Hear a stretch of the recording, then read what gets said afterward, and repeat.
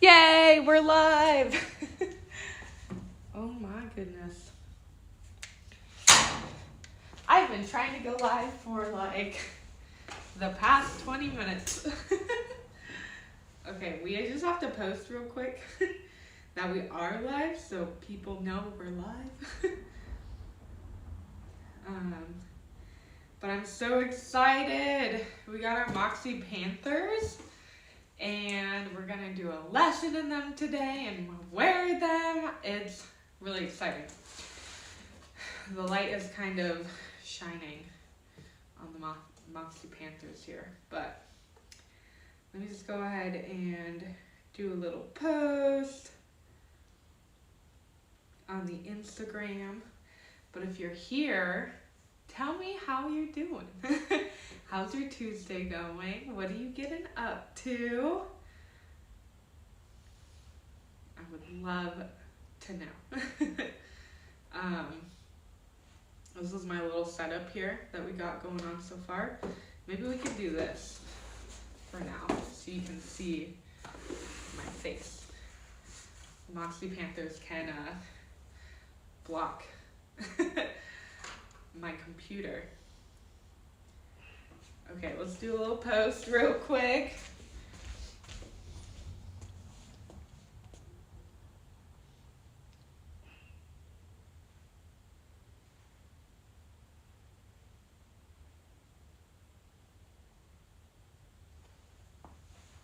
Take a picture of the Moxi Panthers.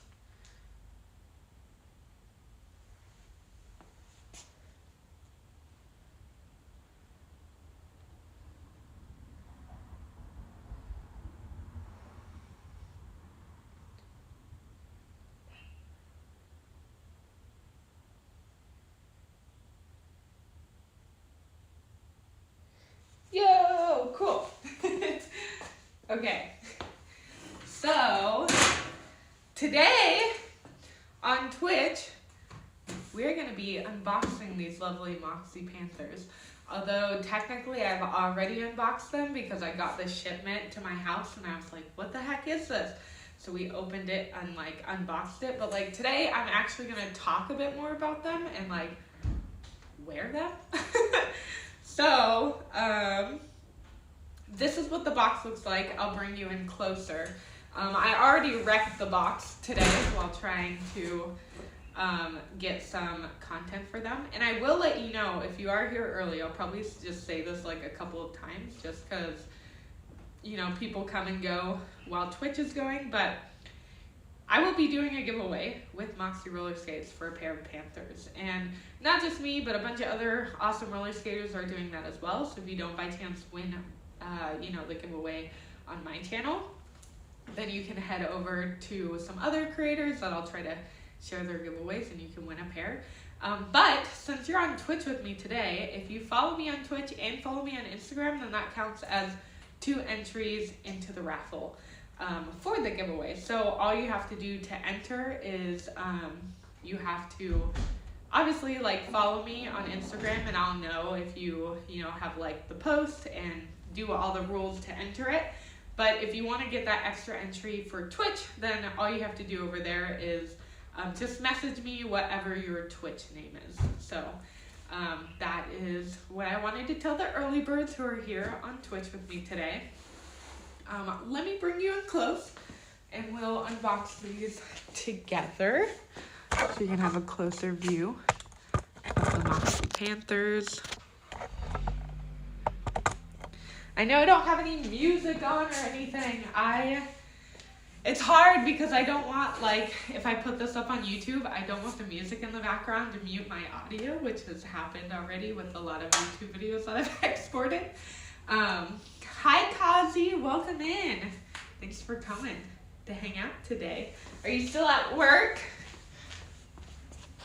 I'm going to put this up just a tad so my face is in it.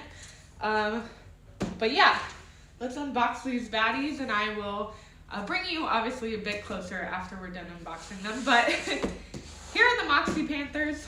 You know, they are themed to the panther. It's interesting because with the Moxi Panther box, it actually has like this little tab right here that makes it a lot more secure when you're opening it. And as you can see, I have already, or when you're opening and closing it, just so like when you're holding it. But as you can already see, I've ripped it. So that's super fun. Here is, you know, what everything inside looks like. You get the roller skates, a Moxi Skates owner manual, and then you also get a crab tool, which is really handy if you don't have that tool. Now, coming closer, we'll look at just the box pretty much together. So, also, I got a new light today and I'm really excited, but it's pretty bright. So, if you feel like there are any, you know, it's like too bright or something, just let me know and I will adjust it. But this is everything that comes in the box. So we've got our crab tool and we got our Moxi Skates owner manual. And again, so the owner manual is pretty sick. It basically just tells you a bunch about the skates. Like, tells you about all the different skate parts. Has a little diagram right here. You see this?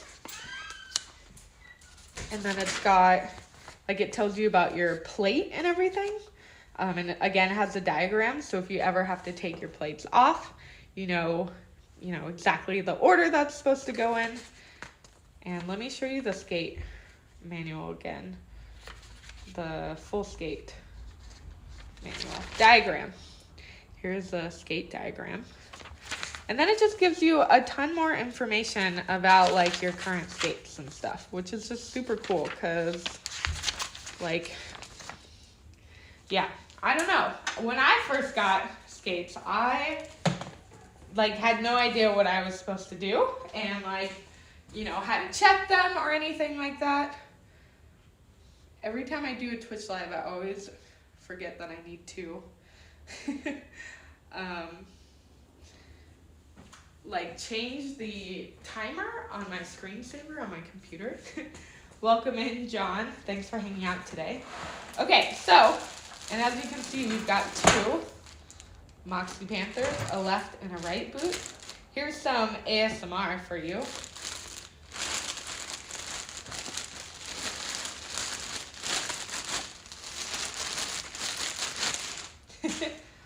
This is the left boot, and they do come out of the box rolling, which is awesome. Let's put that one down.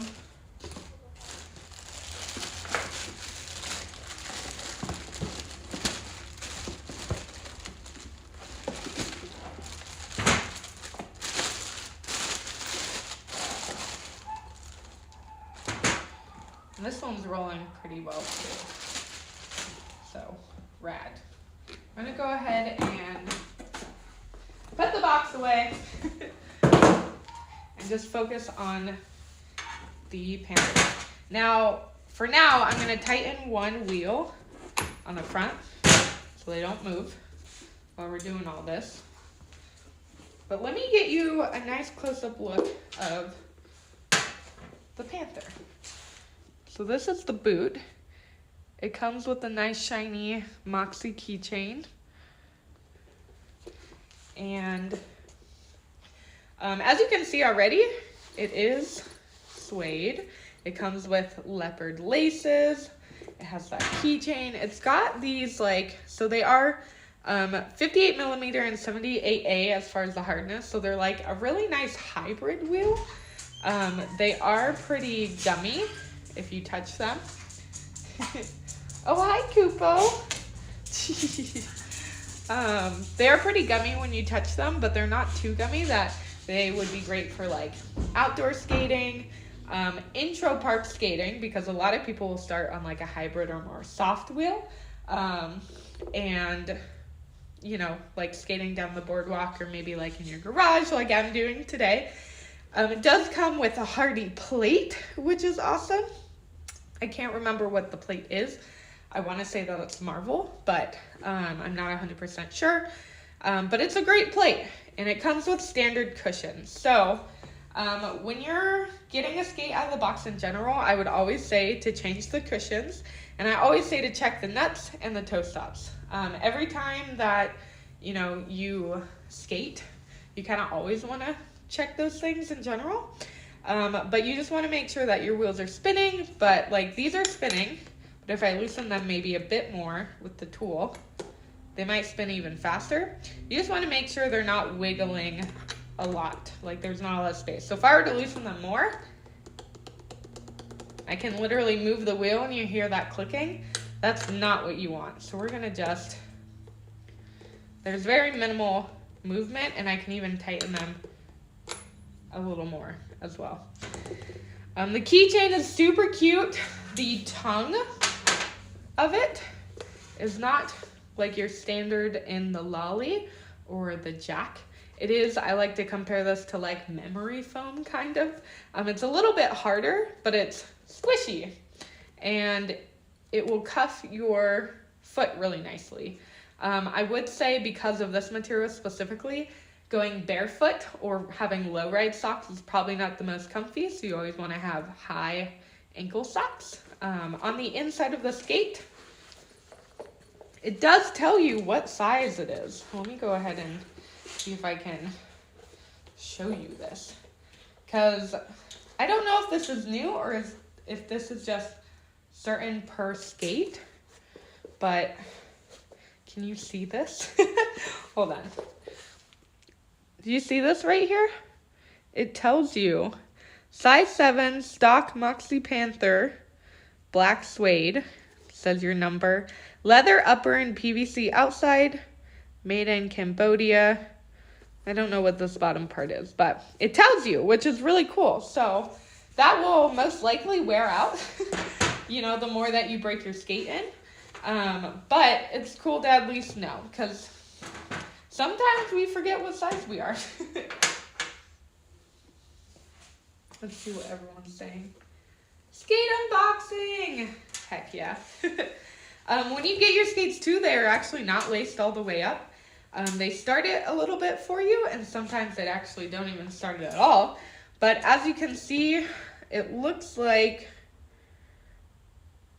I don't think there is actually a pattern. I was trying to see what the pattern is, and it looked like it has started from the left, and then it starts from the right.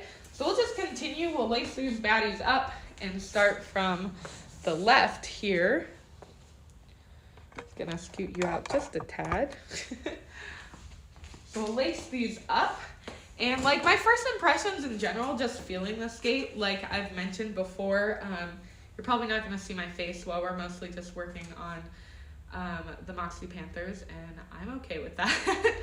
But like I've said before, I have skated in these at least once. They weren't my size when I did skate on them though, so that is something different. Like having to break in a skate versus like wearing a size that's already bigger is definitely a different story. We're gonna unlace this one so we can actually get everything correct. It just makes it a lot more streamlined when you have the same one lapping over first. And let me see here. You have that one, and that one, that one, that one, that one, and that one. So this one should go over first, and it's going in and out, and that's another thing you want to see. So depending on how they lace it, you want to just make sure everything is the same. And then we've got the left going over in and out. So we'll take this one again, pull it through. The Moxi Panther is stiff, which I'm a little scared about while we do our lesson today, but I don't think it'll be that big of a problem. I had to take the keychain off so I could show you, or so I could lace them up, but let me just show you up close the keychain again. These are great to, keep as souvenirs, to make into, you could put it on your car mirror, keychain, car keys, etc. I keep a lot of skate stuff on my mirror, but technically that is like illegal advice. Here, maybe if I do this, that'll be better. There's a little Moxi keychain. So cute.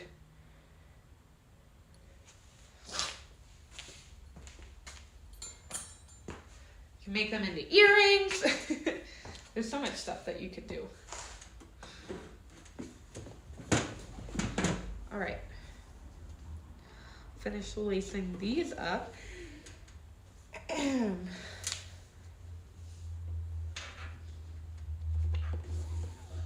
Anyways, if you're just joining us, I do want to mention again that tonight I will be hosting a giveaway for the Moxi Panthers, in which you can win some for yourself in your size and shipped from Moxi to you. And if you follow me on Twitch, then you automatically have an extra entry. All you have to do is tell me what your Twitch name is, and obviously if I already know your Twitch name, then that's totally okay.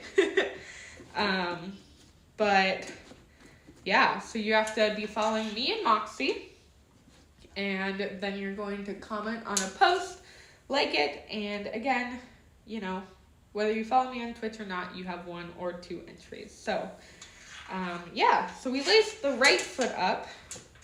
And I'm just gonna double check all of my wheels before I get everything on. Open worldwide or US only? So it is open to North America. So I believe that is Canada, Mexico, and the US. So it isn't worldwide, but it is North America, which is pretty cool. Okay, let's make sure that all of our wheels are spinning. I don't want to have to do any extra work, especially because we have like a hybrid gummy wheel on these skates. And you always want to check too, because like even that sound is not good. So you might always want to inspect them, see what's going on. I'm just going to take this wheel off and see what is going on. Sometimes maybe you have to press the gummies in a little bit.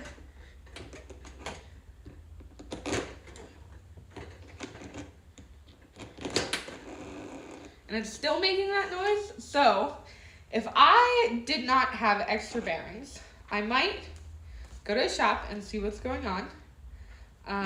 It most likely is the bearing.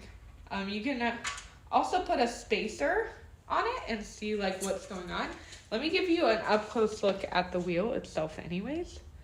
It's very cute and it's also glittery. See-through. It's pretty cool how you can see the mechanics of the wheel on the inside and the bearings. It's trippy to say the least. But these are the wheels that come on the Panthers. Now, I don't think this is going to be too big of a bother. I might just tighten this one a little bit more so it's not as loose. Also, if you can upgrade your crab tool to a different tool, like a Y3, which let's see if I have a Y3. I actually don't need Y3s for most of my skates, so I'm not even sure that I own a Y3. No, I do not. But I would take, instead of doing like this crab tool, I would get a Y3, or if you have other skates, Y4s are great as well. Especially if you have the Pro Reactor plates. The reason why it's called a Y4, which one is it? I think it's this one.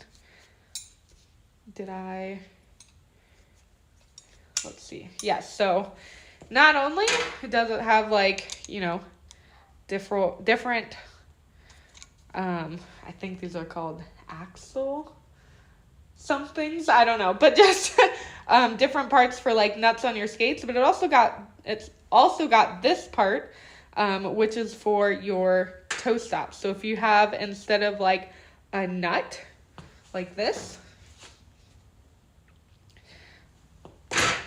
but instead you have something like this, which I will show you on my current skate setup, like this. This tool most likely will fit. So it's just an extra tool to help depending on, you know, what plates that you have. But the Y4 tool will totally work too because it has the correct specs for me to tighten my wheels. And it's also just like more accessible. Like having to turn it like this is way easier than having to turn something like this.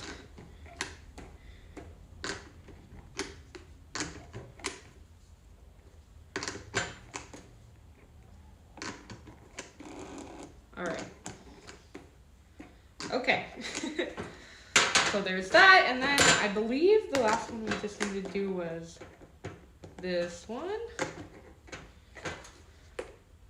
All right, so we've checked them all, tightened them as much as they needed to be tightened. Now we're gonna do the left side.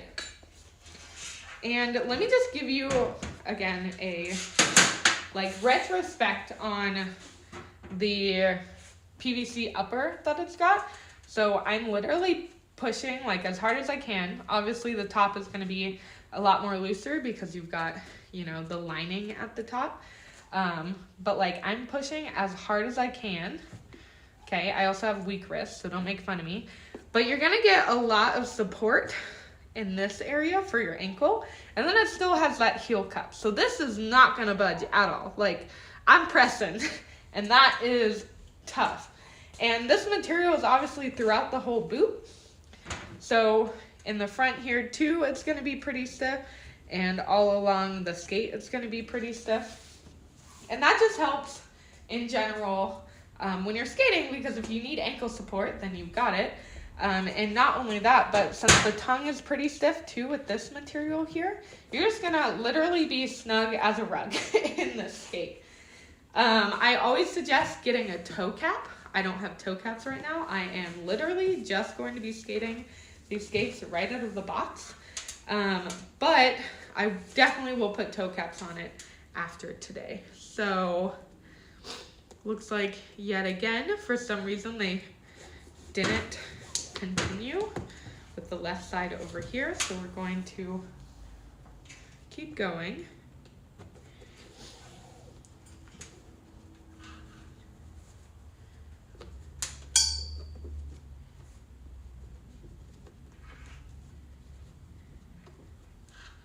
Believe.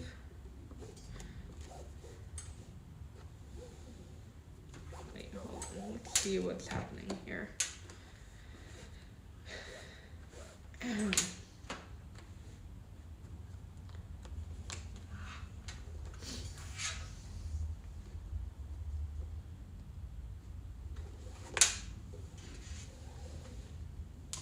And I know this is all the boring stuff of, you know, like unboxings and roller skating and whatnot, but if you're coming for the lesson, then just come a little bit later, because I'm gonna warm up on these skates and then we'll pretty much get to the lesson after that.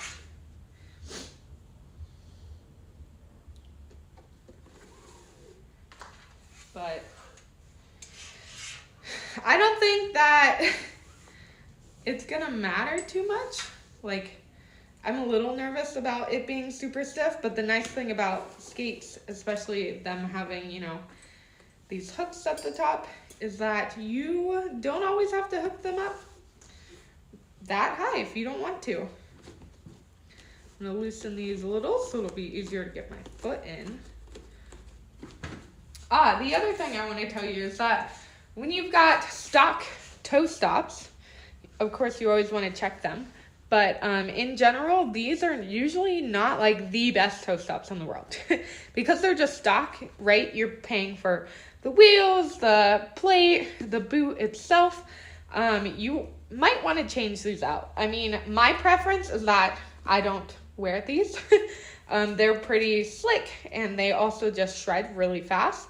Obviously, if you don't have the means to buy a new toe stop, then, you know, that's totally fine. You can totally work with these. But I do like me like a Moxi brake pedal or roller stuff, star toe stops.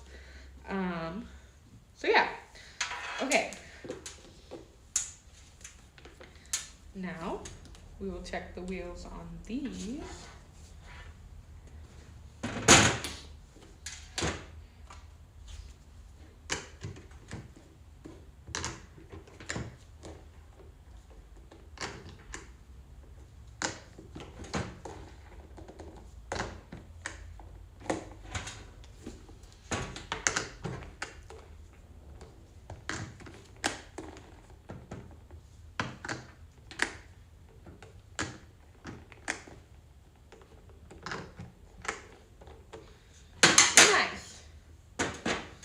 All right, now we're gonna check the toe stop, which I will be using the crab tool for. I love the grindstone dead stops. Swamp Hen, welcome in. How are you doing today? Thanks for the suggestion. Yeah, there's tons of different toe stops that you could have. The grindstone dead stops are really cute. They come in the shape of a heart.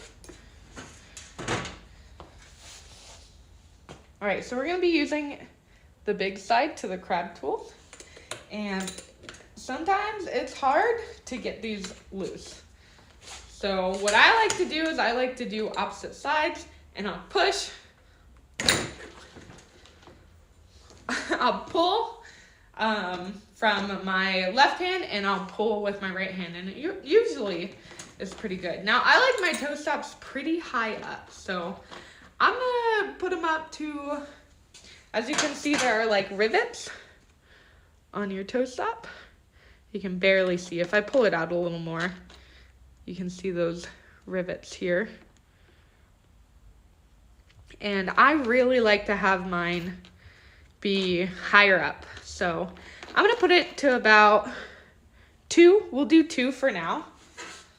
We'll skate around in them and see how they do. All right, those are tight.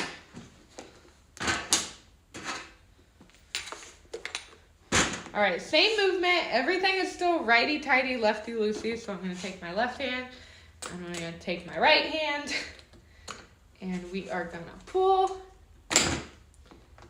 Nice. Okay, these actually weren't too bad to get off. Sometimes they put them on so tight, which is good because obviously you don't want your toe stop to come off while you're skating.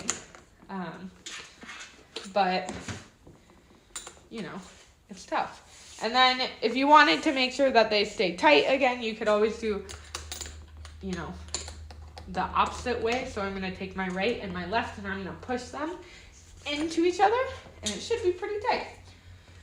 But with this type of toe stop, again, you always want to check every time that you're skating, you know, how loose it is, if it needs to be tighter, because you don't want to be surprised when you are skating. So now that we've got our skates all set up, and if you have any questions, please let me know. We're going to skate in them. I like my trucks also pretty loose, so you can always test those out. But I think we should be good. I want to just test them out of the box and see how they'll do. So, and then from there, we will adjust these trucks. Again, I like looser trucks, so it just kind of depends on you, but yeah. Okay, so let's get everything out of the way so we can skate, do our lesson.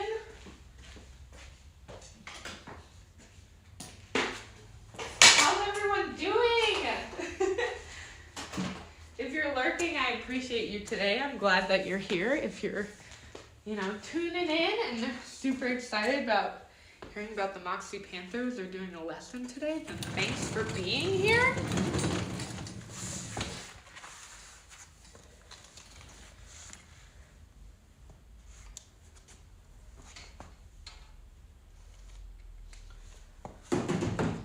All right.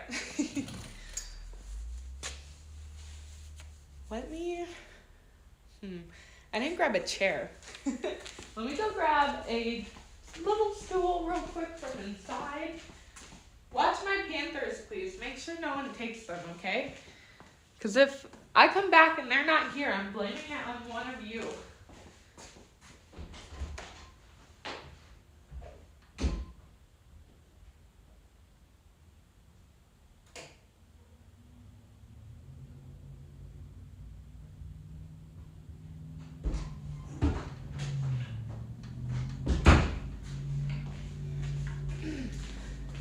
Okay, that wasn't that hard, was it?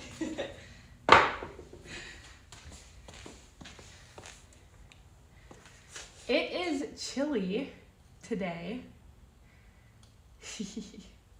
Oh, Swamp Hen, thank you. I'm good today. Oh my gosh, you know what's really exciting actually? Is I skated today and I skated for a while. Like, I went to the park today and I set myself a timer to be there from 11 to 1 and ended up staying until 2, which is really exciting because I normally do not do that, like at all. Alrighty, I'm gonna go ahead and, you know, if you get sick easily, I'm sorry. I'm gonna take you out of my current stand until we start doing the lesson, just because this one doesn't point down as much as I would like it to. We're gonna switch you over to this other one that I've got,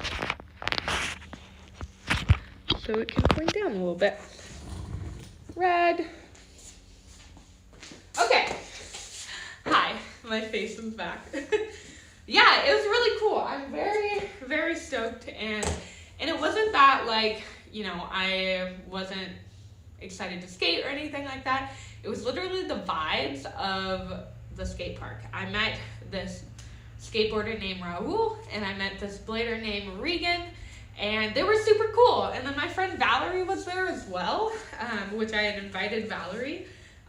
But the vibes of the park were just great today. I got to teach some people how to do monkey flips. And I also kind of had to learn because I'm not the best at monkey flips specifically.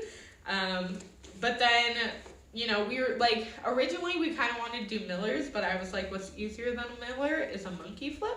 So let's try it. And Raul was doing stuff on a skateboard and trying to like convert like everything we were doing on roller skates and blades onto skateboarding. So he also did like a handstand, which was pretty cool.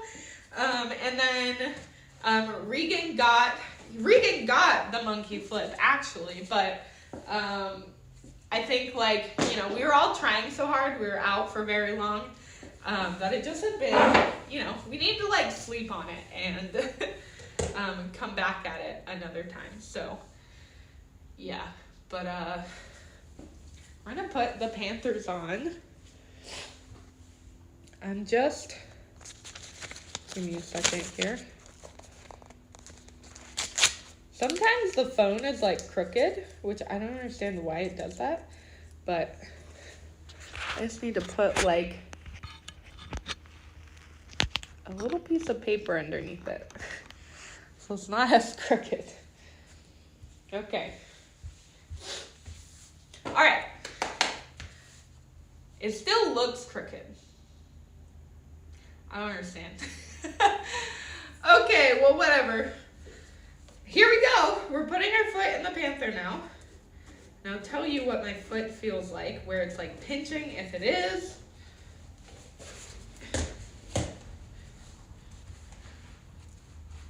Oh, I was like, why does it feel so tight?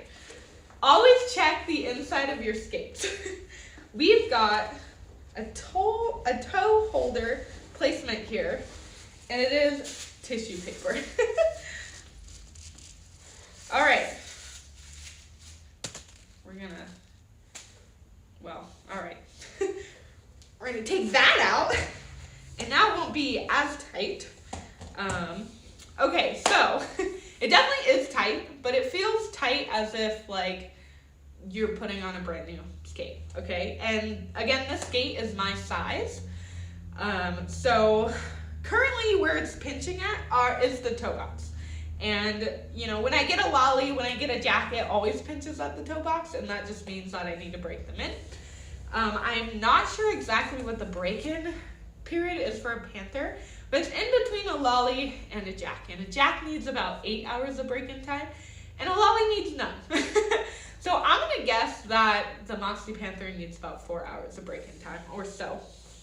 But I'm probably not going to make them super tight on the toe box here, so we'll probably leave that.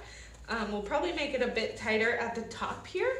And then again, like, it's pretty stiff. Like, even just moving it really loose feels like how loose I kind of want my skates. But for the sake of just, you know, trying them on, we're gonna do one loop. We'll do one loop. That feels good. And, whoops, with the Moxi Panthers, it doesn't have a toe lace stabilizer, so, you know, I don't think that most people have issues with the Panther. I'm gonna scoot back so you can see what I'm doing. I don't think most people have an issue with the Panther's tongue moving because it's so stiff. But if that is an issue, you can always add, you know, a tongue stabilizer yourself. Can't be too hard to put one of those on. I'm gonna double knot it for good measure. And that feels good. I have room to move my foot so I can do tricks and feel, you know, like I can lean them while still having some ankle support. So it feels great to me. Let's go ahead and put the other skate on. And the first time that I actually unboxed this on stream, I forgot that I actually took the insole out of this foot. So I do have to put the insole back in. But if you don't know what the insole looks like, it pretty much is just a normal insole that kind of comes with like all of the Moxi skates, except it's black, which I think is aesthetically pleasing as fuck. Because the ones that come in all of the lollies are yellow, and I don't like them. If all of them could be black, that would be sick. Or if they could come as the color of the skate, that would be even sicker. You know. Now, I don't want to say that, you know, like, if someone from Moxi is hearing this and wants to do that, just shout me out. That's all I ask. But yeah, they're just standard insoles anyways. You can go out and get a different insole, especially if you need any extra ankle support or anything like that. But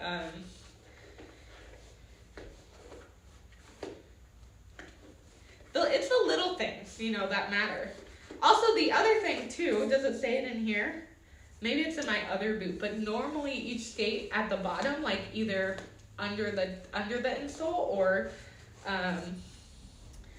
on the insole, it's like a little sticker, but it says like inspected by and says the person's name at, you know, the place. But I wonder if Panthers don't have it because they're made in Cambodia instead of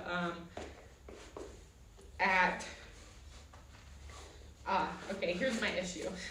Again, always check your skates.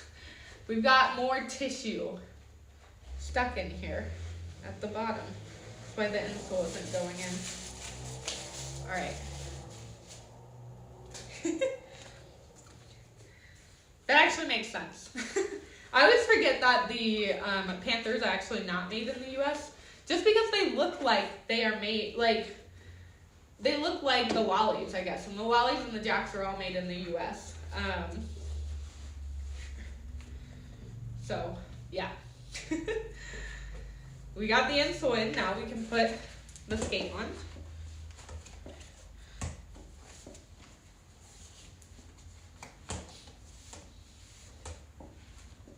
We're going to keep the toe box a little loose, but I'm just going to say in general, I wear an 8.5, and my feet are like, one's a little bit bigger than the other. And currently, the only pinching that I have on the skate so far is actually the toe box of my Panther on the left. and there is no pinching on my right foot. So pretty much my left just kind of needs to break in these skates. My right feels perfectly fine. Everything feels great, as if these skates were made for my feet. Also, I just realized that I'm not wearing a septum, and I feel naked right now. I was like, my nose started getting sniffly. The dust in the garage does that to me sometimes, and I was like, whoa, my nose feels weird right now. And then I obviously checked to see if my septum was in there, and it's not! Oh my gosh, how can I live with myself if I don't have a septum in? Who am I? You know? Like, what the heck? Anyways, everything feels really good on my right foot. Like, they feel like they were made for me. Now, we will see how I feel when I start warming up in them, but I think we're gonna do great. Everything feels really good. We'll do some flat skating, and then we'll do some ramp skating. I will be putting my knee pads on and my helmet, because if by any chance these Panthers, swing at me, I want to be prepared. So, I'll bring you back up in just a second. I'm just clearing the area.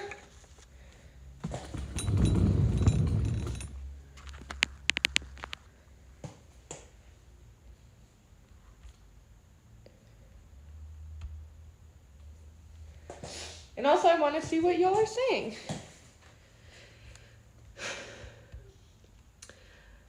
Swamp said, I love long sessions, but I forgot my water and there was none at the park today. Dang! Sorry about that. Okay, so, again, like, everything feels really good so far. They feel like brand new roller skates. Let's do a spin. Whoa! Okay. You know what I just realized by doing that spin specifically is that I did not, wait, did I? I think these toe stops are just still too low. That is what I'm realizing.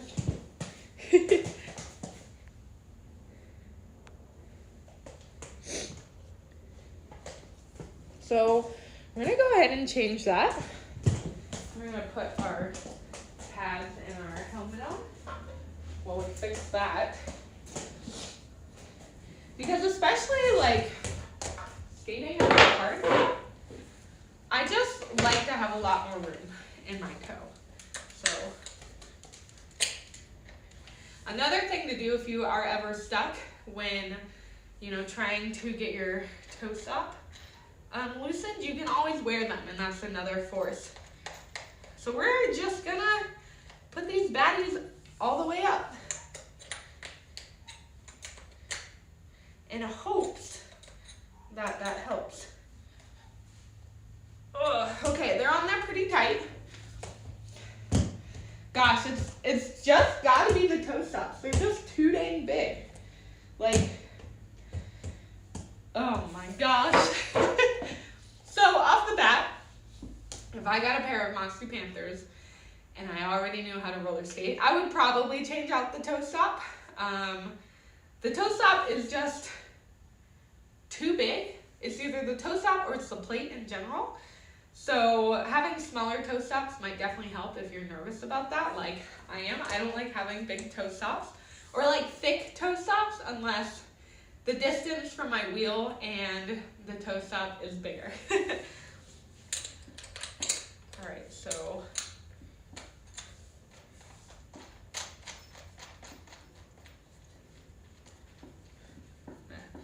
put these all the way up. Make sure they're super tight. Now today I'm deciding to wear my helmet and my knee pads. Because if I fall, I most likely am gonna fall on my knees. And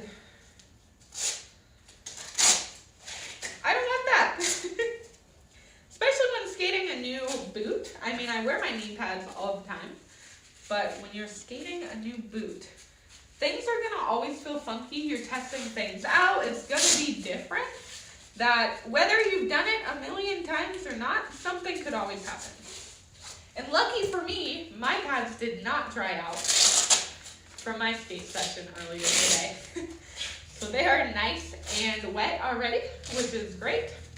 Moist is a word you could also use. Which, saying that word actually reminds me that I haven't done Wordle in a very long time. Because I believe like the second or third word that I ever done for Wordle was the word moist. So there's that. All right, we've got everything on. I'm gonna skate around a little bit. I'm just gonna start skating on the ramp. We're gonna bring you back a little bit.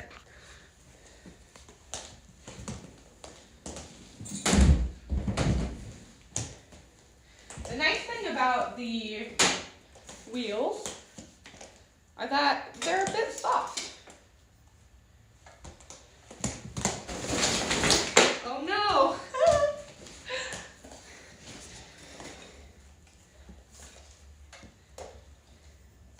One second.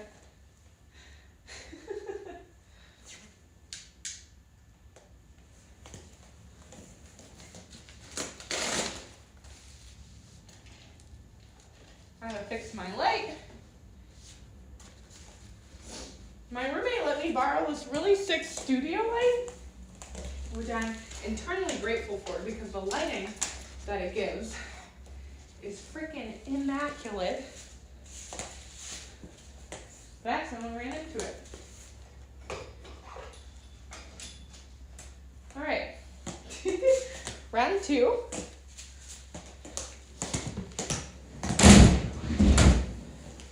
I think so far what's really throwing me off is definitely the toe stops. You always put the word skate first? Oh my God, that's actually a great idea. I normally always put the word heart first because it's got E and A and R and T, which I feel like are always letters that are used. I feel like that they are drifting a tad and that I could actually tighten the laces on my ankles because I do feel that they are actually a little bit too loose.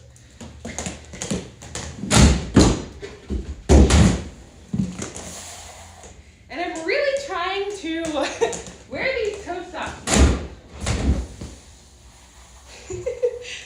As you can see, from just like, woo. Okay, I stopped actually really hard on that one, but they're pretty slick. I mean, most toe socks are pretty slick until you wear them down and actually get to the inside material. But these ones, like, I'm pressing really hard and they're still sliding a little bit.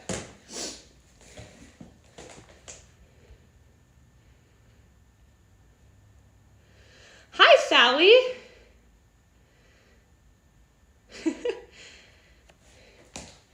I'm gonna read your chat in just a second here. I think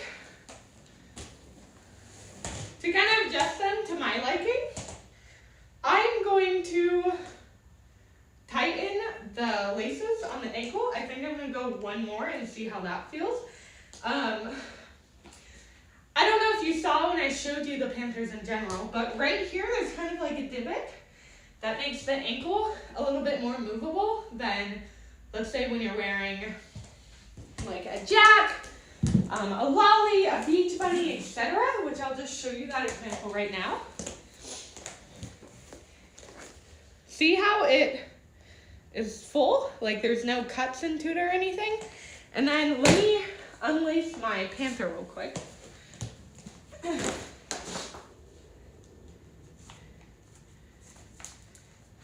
I have to show you quick because I'll be only using 1 foot. But see how there's like a little cut right here? That kind of just makes it a little bit more movable. And also removes like a lace or a, words are hard, okay? Words are hard sometimes.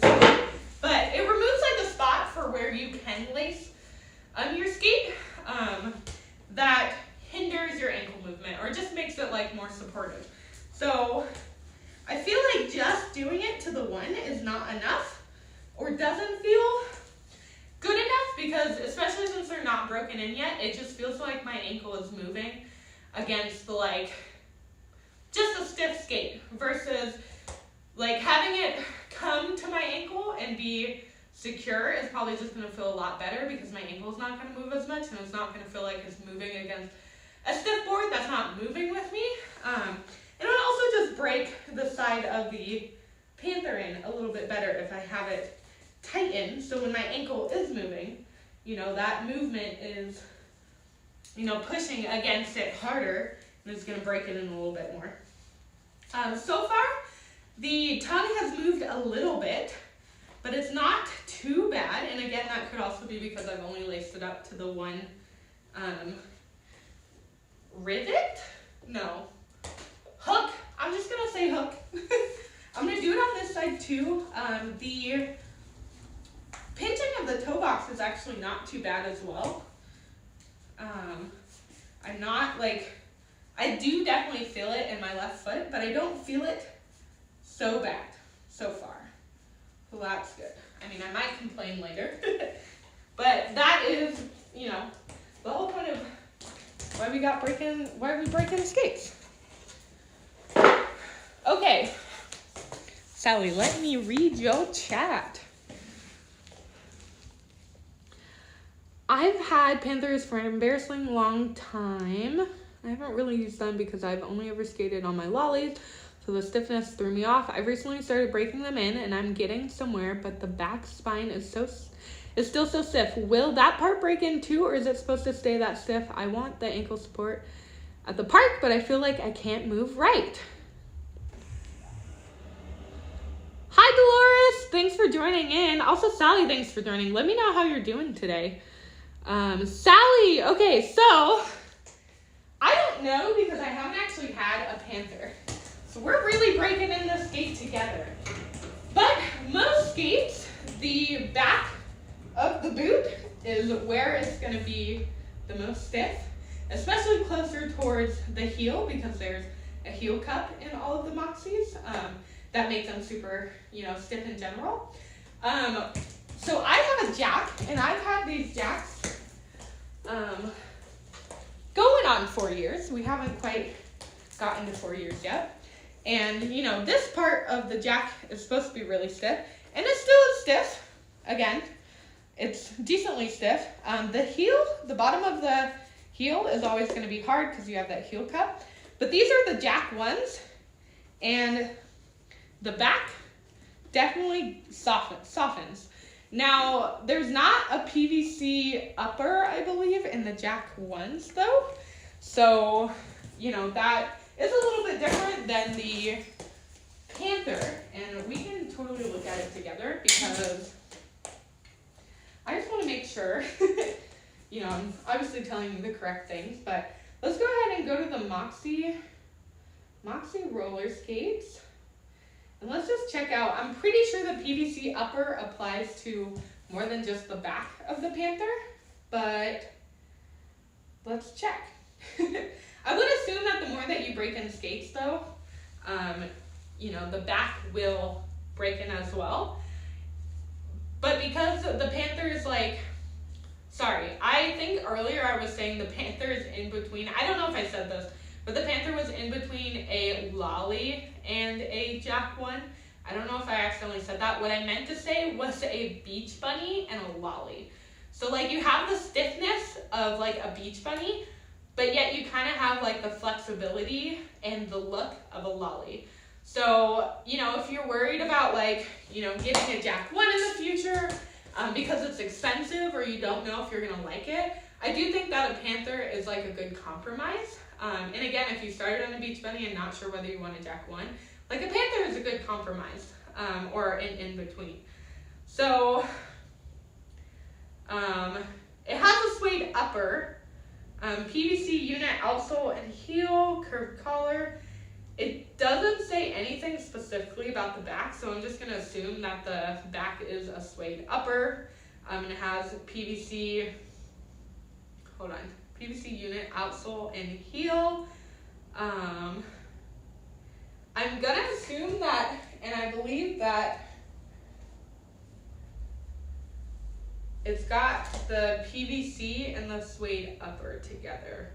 Because it doesn't say anything specifically about like the back of it, but normally the back of any skate is kind of like super stiff.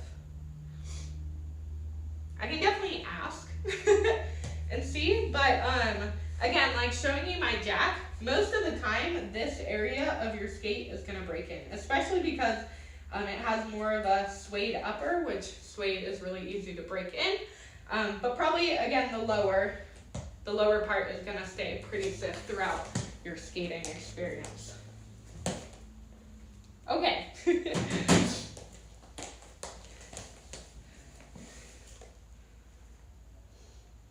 Also, the toe stops are really rough for me too because I like them high. I think it's the plate, not the toe stop.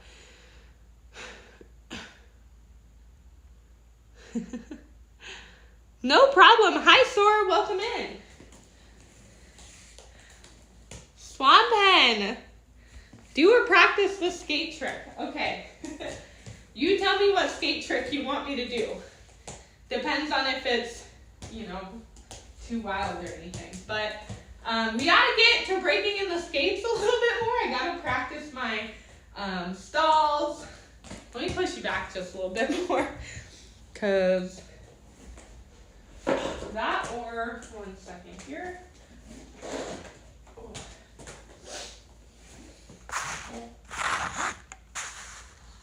Just gonna bring you up a little bit higher. That should help. Because we need to do this lesson. We have a lot to teach for the lesson. Anyways, yeah, I believe that they will definitely break in over time. I don't think that you should have too much of an issue. Again, it just takes like constant breaking in. Like Jacks take 8 hours of break-in time, and sometimes even more than that. Jack 2s take like over 18 hours of break-in time. And because, you know, a Panther is in between a like Beach Bunny and a Lolly, it's gonna take a lot of break-in time, especially because of Beach Bunny. Like, I feel like Beach Bunnies like almost can't be broken in. And I put that in quotations because it's vinyl, which like that doesn't mean to say that they can't be broken in, because you can totally break them in, but it's just really stiff. So if you can imagine that, you know, in the crosshairs of a Lolly, like you're gonna have a pretty stiff boot. It just takes time, and it definitely is something that is different and could, you know, adjust someone's like purchase of whether they want to break in a skate or not. But like anyone who needs ankle support or just wants a boot that's gonna last a long time, like you can, you know, lace your laces differently. You can adjust the skate differently so that, you know, like if you don't want it to be super tight, then you have a looser boot. But I will say that always breaking in your skates is gonna be a lot more handy from the beginning than doing it later down the line. The Estro kick? Are you wild? Oh my gosh, you want me to do an Estro kick? Okay, I'll do my best, but I haven't even done a normal Estro kick on this ramp, so we shall see. We're gonna break these skates a little bit more. An Estro kick does require me to do a one-footed backside stall. So let's work on. Woo! Oh my lord! Hold on. This is why we need to break these skates. I was like, I need to work on my backside stalls before I do an kick for you. I love that you redeemed that, though. You are the first person that has redeemed that channel point. So thank you for using your channel points. I had to move some more stuff out of the way. So give me 1 sec.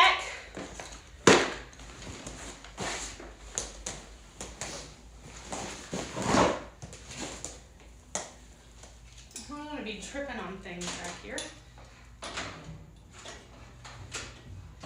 All right. We're going to practice those backsides a bit more. The hard thing with having new skates too is having to like pump to do stuff.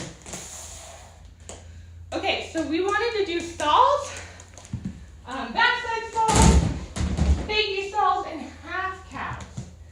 So to do the half cabs and the fakie stalls, I do need to move this ramp actually over here. So I don't have to do a lot of effort going fakie, which during front sides and back sides obviously mean that I can do fakies and half cabs. But we gotta move that ramp because so far my thoughts on these gummy wheels is that they're too gummy. They are way too gummy, and I'm already like, not that I don't have the energy, but like I'm using a lot of energy just pumping on this smooth, hard floor. And if you're newer to skating and you want some Panthers, which I'm gonna repeat this multiple times, if you follow me on Twitch and you follow me on Instagram, the giveaway that I'm gonna do after this Twitch live today, you will have 2 entries into the giveaway. So I just wanted to remind y'all, there will be a giveaway. It'll probably be around, what time is it right now? It's almost 6. Okay, so I'll say like 8 because I don't think I'll be streaming all the way till 8. But I'll probably post it around 8 so you have a warning. Around 8, there will be a post to win a pair of Panthers. All you have to do is just show me what your Twitch account is or your Twitch name, and then you have like a second entry into winning some Panthers.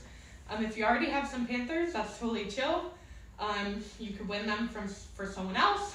Just don't tell me that. Or you can tell me that, but you just better know what their skate size is, because I don't think that you're able to get like a new size if you do win the giveaway. But just take your time to let us know what size skates you need. Or if you just want to try out the Panthers, then here's your chance. But or if you need a new skate or don't even have skates, then Panthers are great to get you started. Okay, anyways, just wanted to tell you that. What was I talking about? I need to move that ramp eventually. We'll do it in a little bit. We'll practice some more tricks, frontside stalling, and we're already technically like past our time. But yeah, if you want to, I will definitely do an estro kick for you. I just need to warm up a little bit more. But if you have a different trick that you want me to do, then definitely let me know. If you don't know what channel points are, by the way, you see this cute little bubble. It should be on this area. Let's see. No. This area down here of your Twitch screen, and it's like a little bubble. Click those.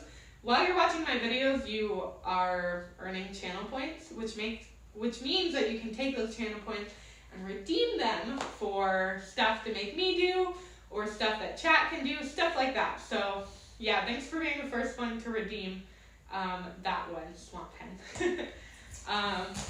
There's also one down there that is your first to the stream, which just gives you bragging rights. So I don't think anyone's used that one today yet.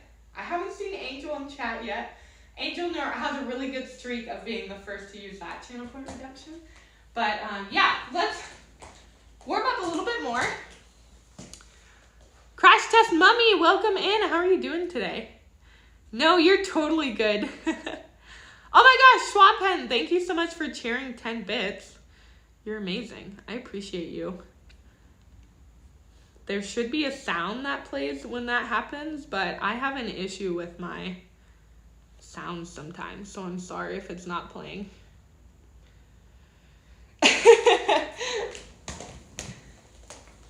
Okay, let's see. We'll do some more backside stalls.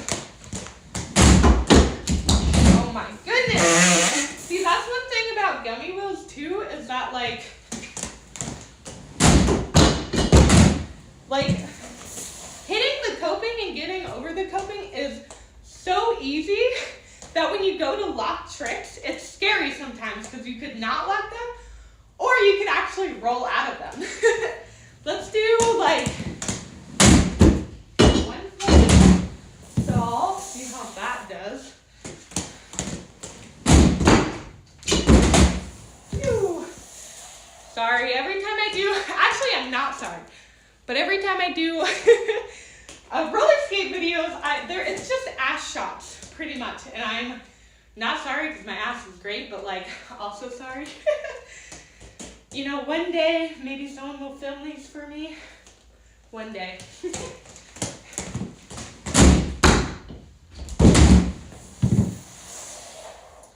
What other tricks do you do? I'm definitely getting a lot more comfortable frontside stalling, and when I first skated, I was already doing, like, I didn't have slide blocks, so, I mean, I know how to stall and do all this stuff without them, but when you have slide blocks for a while, and then you go to not having slide blocks, it's definitely just different.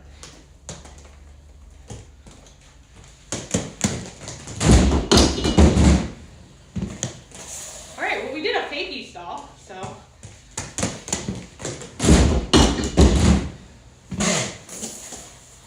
See if we can do a half cab. And then I will be bringing the ramp over.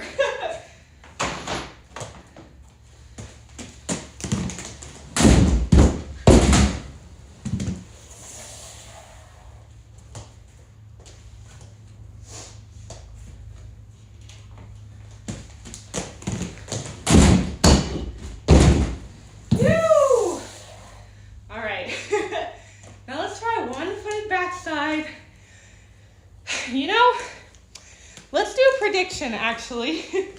I don't think my mod is in here, but let's see. Let's do a prediction. Will Kiana land, you know, the one-footed backside on the first try?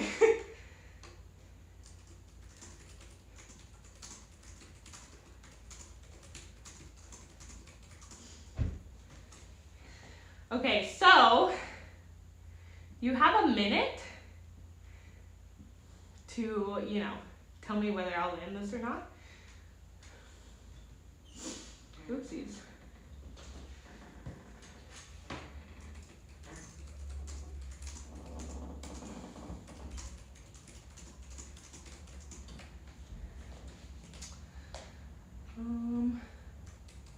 I don't think that you have to do any channel point redemptions for this.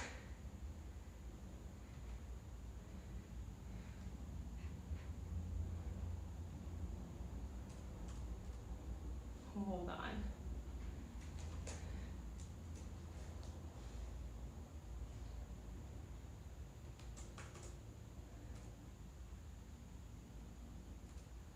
All right, there we go. Start the prediction.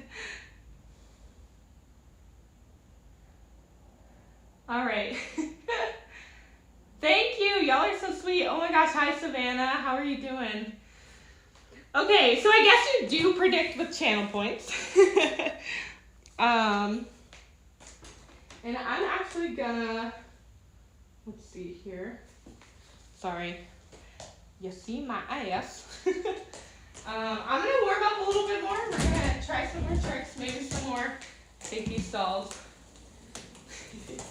I believe you might have to use 10 channel points.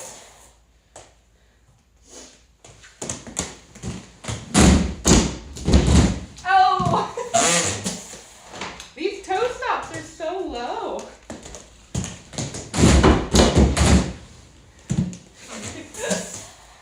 What other tricks can I do? Oh my gosh. The fact that the ankles are so stiff, I really gotta turn my foot to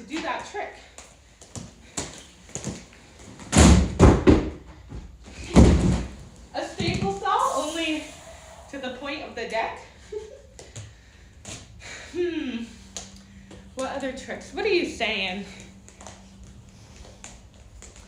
What's the prediction? Let's see. Yes, 100% yes, 5 voters. Y'all are amazing. I appreciate you so much. We're gonna go for it and hope for the best, you know? Here we go, one-footed backside to hopefully do an extra kick for Swamp Pen later. Oh! All right, another for good measure. All right, let's try to add a kick into it.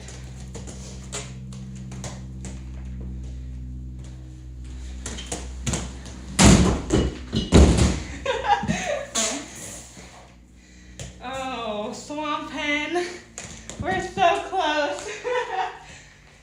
Okay, I'm gonna try to do an S-through kick for you, and then we're gonna start the lesson. So far, just give a little update to the Panthers. The toe box on the left is definitely pinching. I feel it, my pinky toe does not like me right now. So we'll probably take a couple breaks in between like the certain lessons and like chill and talk. You know, maybe you can make me do more things. But yeah, it's not bad. I'm not upset about it. I knew that was gonna be a thing, and like the fact that, you know, it's only 1 foot instead of 2 is a me problem, not a skate problem, and they're gonna break in over time. All the jacks that I've ever worn, even the lollies, I don't know how I get my foot in a normal lolly these days because I have no idea how I honestly stretched a size 7 lolly. They are very thin, but like the Panthers seem to be quite wider than lollies already. So I'm not mad about that and very happy that at least one side is the only issue currently. Other than that, everything, like the more that I skate on them, the more my body's adjusting. Sorry. Oh my goodness. I gotta start, like, maybe just have snacks before stream. Because I'm always, like, burping during stream. But, what was I saying? Yeah, like, my body's adjusting. I think, if anything, I might make the trucks just a tad looser. Because they seem to be swerving when I go backwards because they're just a bit too tight. But I really like them. Like, they're really stiff. I like the adjustment of, you know, the second hook instead of all the way up. I think if it was all the way up, I would feel too restricted. And the toe stop needs to change. And it definitely is the plate because as you can see here, like, it has that little, you know, down part. And if we go to, like, my current boot right now, I mean, I do have huts. So everything is a bit higher. But, like, where the, you know, toe stop is on the plate, I don't even know if you can see because the light isn't the best, but like it's not pointing down, it's just straight versus down like the Panthers. But, you know, for someone that like might be really nervous, having a toe stop down is probably not the worst thing in the world. Okay, what are y'all saying? Dead Man's Frag! Oh my gosh, Daddy, I haven't seen you in a while. How are you doing? I just decided to bring my computer over here because I can't see. Crash Test Mummy, thank you. You're so sweet. Kazi. I'm glad that you all had full faith in me because I definitely did not have full faith in me. But disco blocks. Yeah, disco blocks are the best. Thank you for redeeming hydrate or dihydrate. I do need some water. Will I drink water? Absolutely not. I have leftover Jamaica from the Mexican food that I had earlier, so I will be drinking that. But yeah, what we're gonna do now is we're gonna still warm up a little bit more, but I'm gonna move this ramp over here so you get to see the fun process of that. So that way I basically can create a whole ramp, you know? I don't have to, when I'm showing you how to do stuff, I don't have to like run all the way up. And that primarily is going to be for more like the fakie stalls and the half caps because I have to come forward and turn And having to turn around in my really short garage is really hard. So, yeah, maybe, should I move the ramp now or should I move it later? Okay, let me drink this to mic and think for a second.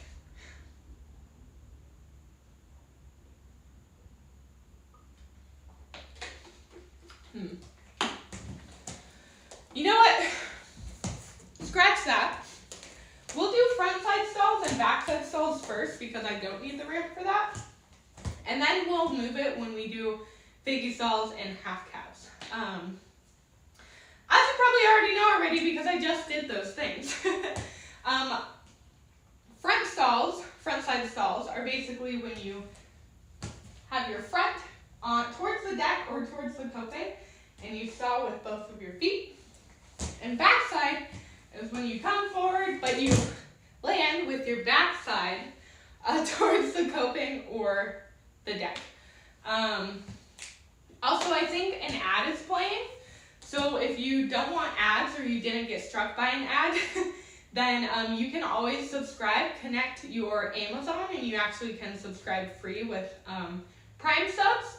Or if you want to subscribe in general, no pressure, definitely no pressure. Just tell me when an ad is playing and I will like stop and wait. But there are ads. Sorry about that. So yeah, so those are the two we're gonna focus on for now. We're gonna do front side stalls first. And there's two ways that you can like get into your stalls. One is by rolling up and one is by hopping up.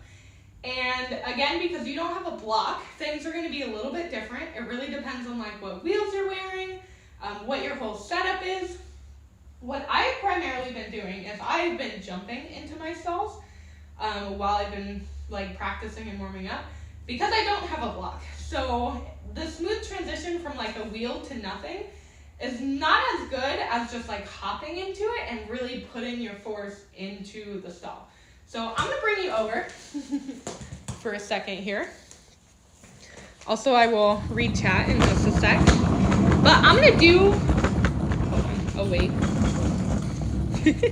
I'm gonna do a front side stall so you can see just in general what that is.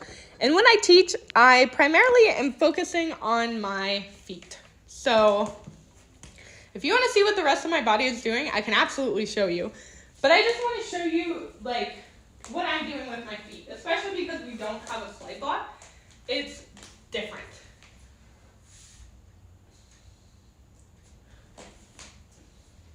Yes, the gummies are 78. So here's a front side stall, just to show you. Now, I'm a switch footer, but I come up with my lead foot, which is right. I hop on with both feet, and then I come back with my lead foot, which again is right. Normally, you know, if you don't switch your feet, you just come back like that, which was scary for me. And if your lead foot is left, again, you would lead with your left, hop on with both feet, and come down. Now rolling on, again, like I said, is a little bit different just because of the fact that, you know, we don't have slide blocks. I'm just gonna adjust the lighting real quick. Since we're on a different side of the garage.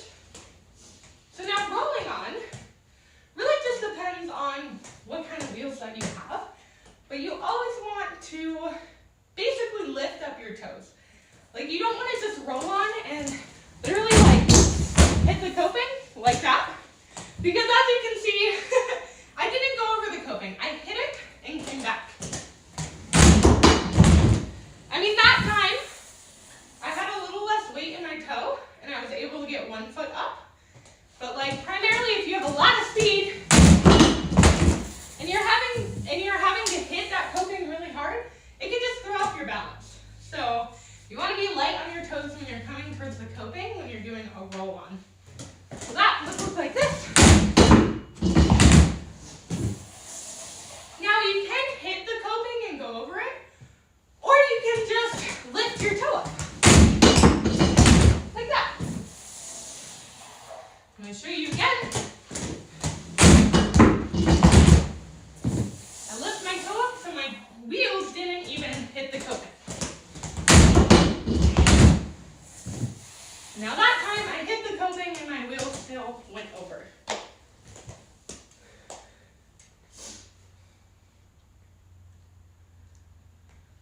Do we have any questions so far? I'm going to give you this angle a couple more times. Aw, Clean Possum, thank you so much for being here. I appreciate you. I appreciate the compliment too. I hope that, you know, if you roller skate or don't roller skate, you are having fun. But let me know how you're doing. I hope you're having a great day. Were you in Kieran's chat? Or on Kieran's live earlier? Okay, so let me bring you back just a little bit more. So you can see what my body is also doing as we are skating up. So I'm gonna do a stall and kind of just explain a bunch of stuff, and hopefully I can stay up there for a little bit. But when you're doing frontside stall, as you can see, I'm not gonna be able to stay there very long, but as you can see, the main points of contact are your front wheels and your back wheels. So you're not actually able to, you're not really sticking onto the coping.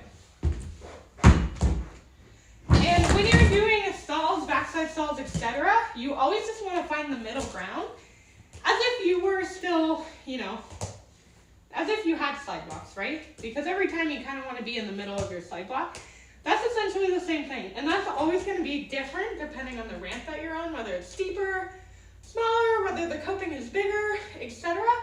And also how big your feet are. Because, like, honestly, if you have smaller feet, you might be able to stall with, like, these components of your skates.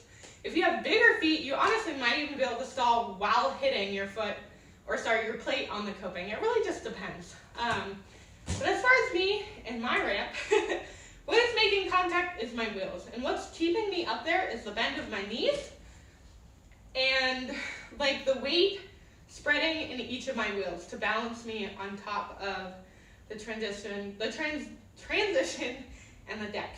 Also, I just want to make you aware, you're able to do so many tricks without having a slide block. So many tricks. You can do, I can't even think of them, but like you can do box stalls, you know, you can do like grind stalls and stuff like that, and sometimes you can even grind if you're grinding on your kingpin, which is not like advised, but you know, people do it. So just don't let not having a slide block limit you to doing stuff at the park, because there's so many cool tricks you can do. You just don't have a slide block. So it's totally cool. Okay. On to the next portion. Let me read chat real quick though, because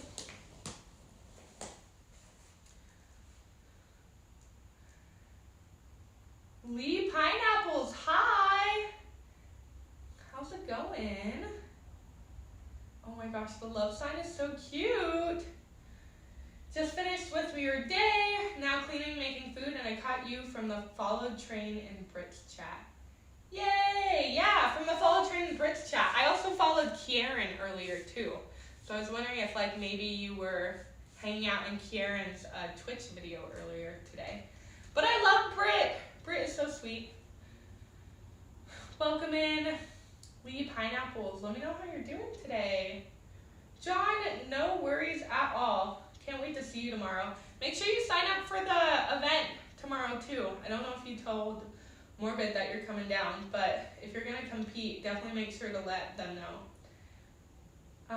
Daddy's got a new job. Can we get, what emotes do I have? I always forget. Can we get a party emote in chat for Daddy for the new job change? It's okay that you don't, yeah, height's good too. It's okay that you don't, you know, come to stream anymore. I know that life fluctuates. I appreciate you regardless, and I'm stoked. I hope the job change is like a good one, you know. Okay, so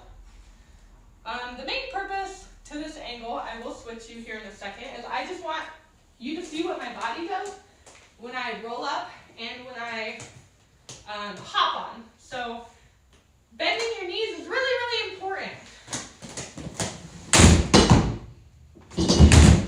Again, the more that I squat into it, the more that I stay up on the coping.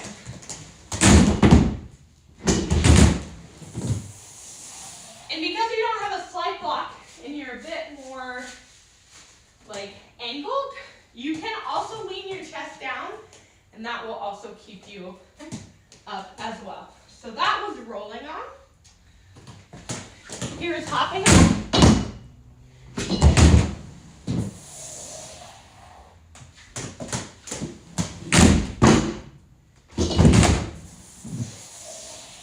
And again, it all depends, on where you're landing, where your wheels are, etc.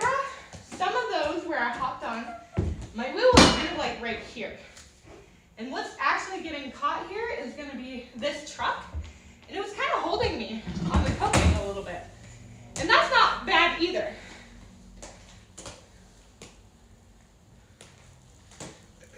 I'll bring you a bit closer so you can kind of see what I'm talking about. And also so you can see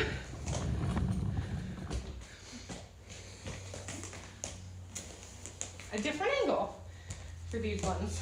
So right here, like I have a little bit of restriction because I'm going over the truck, and that can also keep you locked in your stall as well. So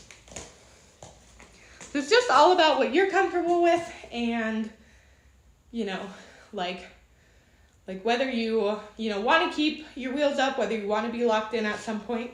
It's just really up to you. Also, peep the new the new suitcase that my parents got me as an early Christmas present, because I went to Hawaii with them recently and I had a duffel bag, and I don't think that they loved that because it just wasn't as convenient. And so they bought me a 3-piece, literally my favorite color, turquoise suitcase. So shout out to them. I feel blessed.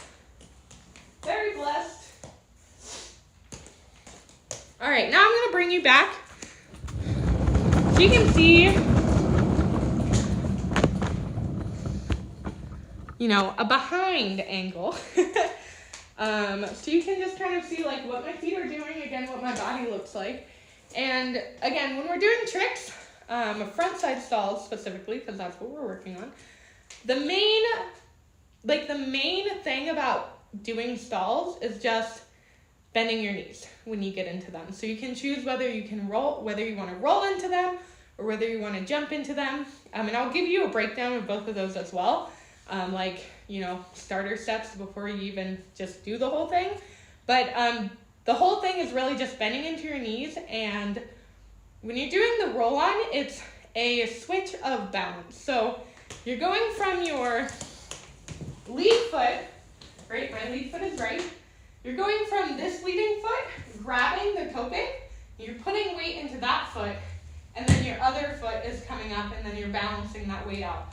And when you're coming backwards, you're taking, I'm a switch footer, so my lead foot, again, would be right. But if you don't if you don't switch your feet, which I always recommend not doing, because it makes learning tricks a lot harder anyways, you're going to basically bring this foot back or roll it over the coping back and put your weight into this leg. You're going to bring your right foot down, you're going to even your weight out, and you're going to roll backwards again. And again, squatting is always going to be really helpful throughout the whole process to make sure you're stabilized and all that good stuff. So if you're like first starting, I always suggest rolling on because it's a lot easier. You don't have to commit as much. So again, if I don't have a lot of speed, right, you can try doing one foot first. And try to put pressure into that first foot so you can also feel what, having weight in that foot feels like. And what's going to happen is that you're just going to stay up there. So again, putting weight into it, you're just going to stay up there. You can put your toe down. If you're uncomfortable, you can always put your toe down. Or you'll just stay up there. You're going to keep your knees bent.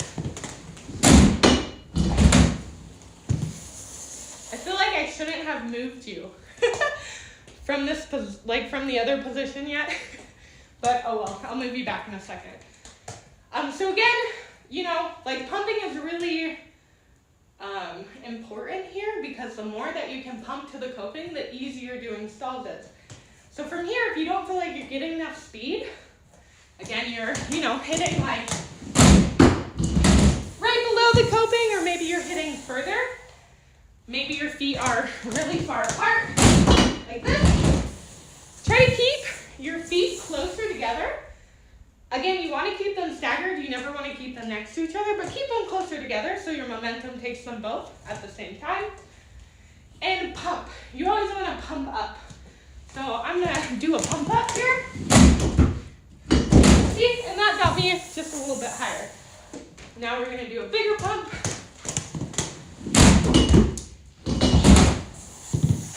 And that got me all the way to the coping. So do not forget about your pumps.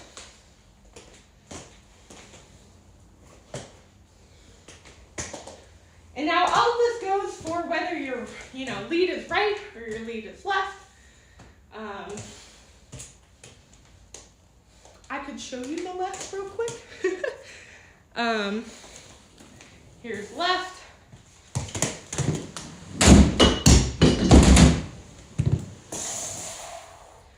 Again, same thing. If you don't make it all the way up, just try to get weight into that left foot. It's always like, I like to think of it as a 1, 2, 3 process. So you're in a shift of weight. Again, you're going from your lead foot to your non-lead foot to your lead foot again. But you know, once you get to your lead foot again, you're only giving that lead foot half of your total weight because you're then spreading it out between both feet. So let me do those things for you in a different angle real quick. And then we'll move on to back sides because, I mean, that's pretty much it.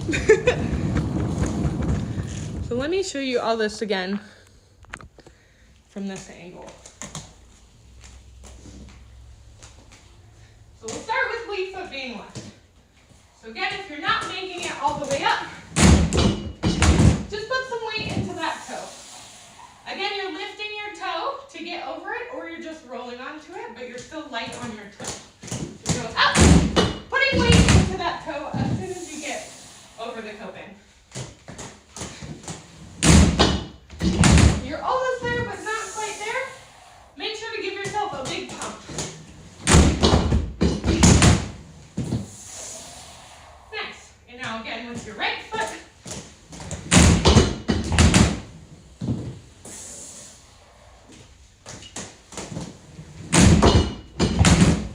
You're close, but it's no cigar. Give yourself a big pump. Just like that. Now, do we have any questions? Does that make sense?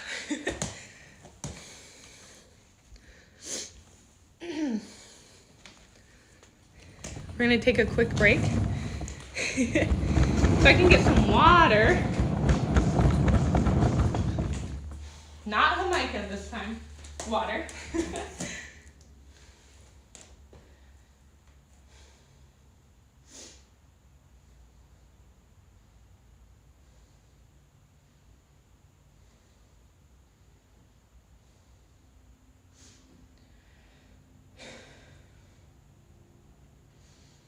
If you want me to do any tricks, now's your chance. An update on the Panthers.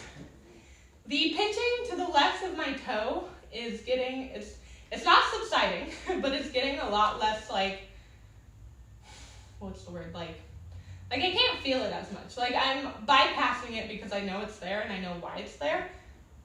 But it's bearable. It's not that bad. The wheels are definitely getting easier to skate. You know, everyone's always got to warm up, which is why I warmed up today. I was not ready to do a lesson and not actually try these skates on today. Every time you have new skates, always warm up. Take that time to warm up. Like whether you, even if you think that like your body's gonna adjust really easily, like there's always something off. You don't know what brand new skates are like. You don't know what's going on. You always just want to take that time to warm up. And like they're, you know, not everyone's perfect. I'm not saying like, you know, I expect the skates to have an issue with them or anything, but you never know if something could happen either. So taking that time to warm up and fix your skates and everything is just really important. The toe stop is doing okay.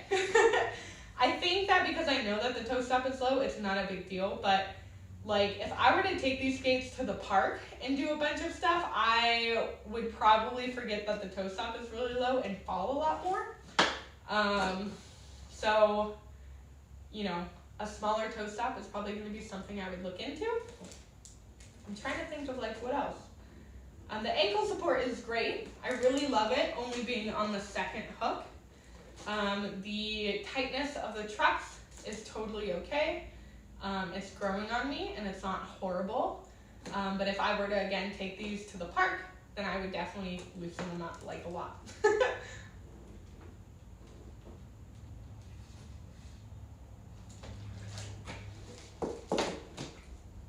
Okay. Key thing to just, you know, coming down from a front side stall. I know I'm like going through these a little bit fast. And I'm doing that because we're teaching a lot of stalls today. So I'm not like breaking them down into super finer detail, but I'm giving you 2 different options to do a lot of these tricks. And, you know, the break point is just, or sorry, not the break point. The breakdown to all of this is pretty much just like a shifting of weight if you're rolling into it. And then when you're hopping into it, you're just picking a point on the ramp that you feel comfortable, which I always will say the closer to the coping, the better. But again, that just depends on like you and the ramp itself. Some people jump from all the way down here. Some people jump from very close. It just depends on you. Which I realized we didn't do the hop one, so I apologize. We'll do that real quick as well before we go to backside. With backsides, the thing about backsides is that technically, like, there's no roll into a backside because you're hopping into the stall versus a fakie stall where you can roll in and you can also hop into it because you're going like one direction. A backside doesn't really have like a roll in because you are going forward and then turning backside, and you can't like do that midway and roll into the backside because you'd be if you were going forwards, then you turned around and then did a backside roll in, you're basically just doing like a 180 before doing your fakie stall. So with the backside, there's no other like way really except for hopping in, but there are breakdowns to where like you can use the deck to help you.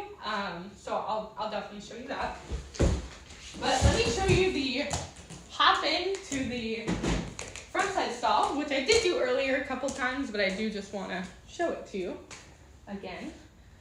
So pumping is really important when you're hopping into your stalls because you want to make sure that you can make it to the coping.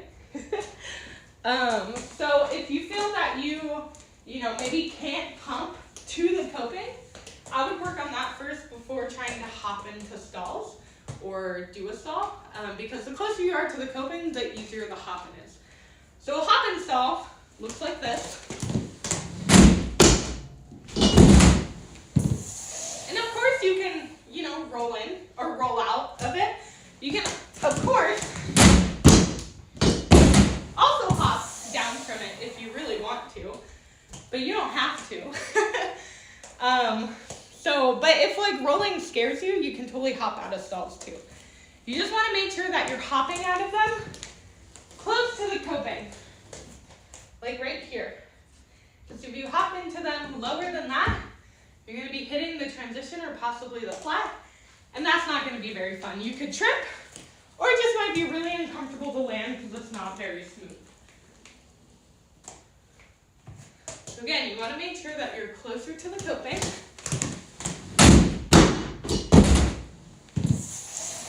And you can see that I'm pumping into it too because I'm going from more of a squatted stance and I'm pumping up with it. And obviously from there, if you wanted to stall a lot longer, then you would squat down again.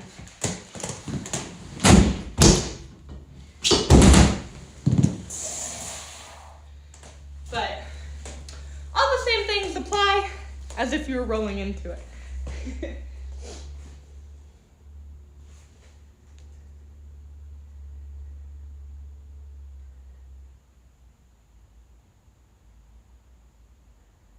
Oh no, I don't think I saw Crash Test Mummy's chat. I might have missed something.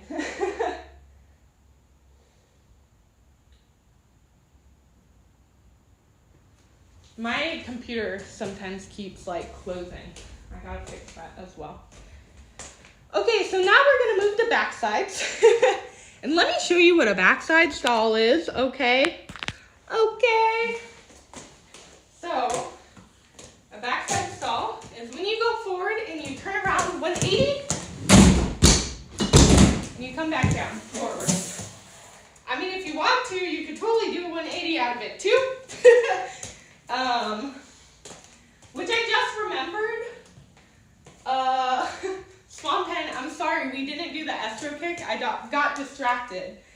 But after we do backsides, remind me. We'll, do a little intermission. I'll move the ramp. We'll try the estro kick. Okay, so with backsides, what is really important with backsides, because you are hopping into them, is that you squat once you get to the coping. Because if you don't squat, you're just going to come right back down. Especially because you don't have a block. The only thing holding you there, again, are your wheels hitting the deck and the transition. Let me get up here real quick.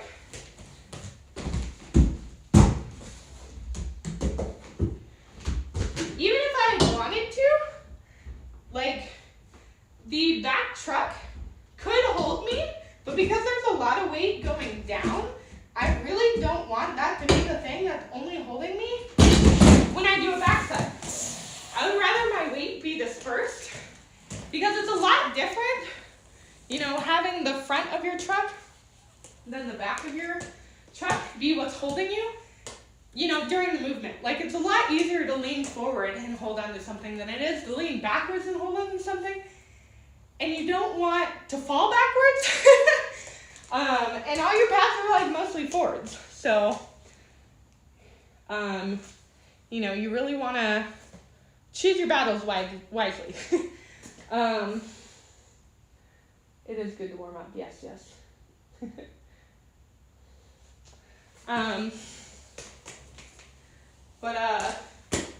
Yeah.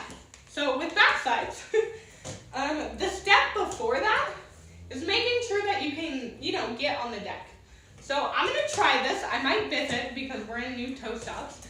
But what you can always do before you, do a backside is you can always land on your knees. You can always land on, like a lunge. You can always land on your toes.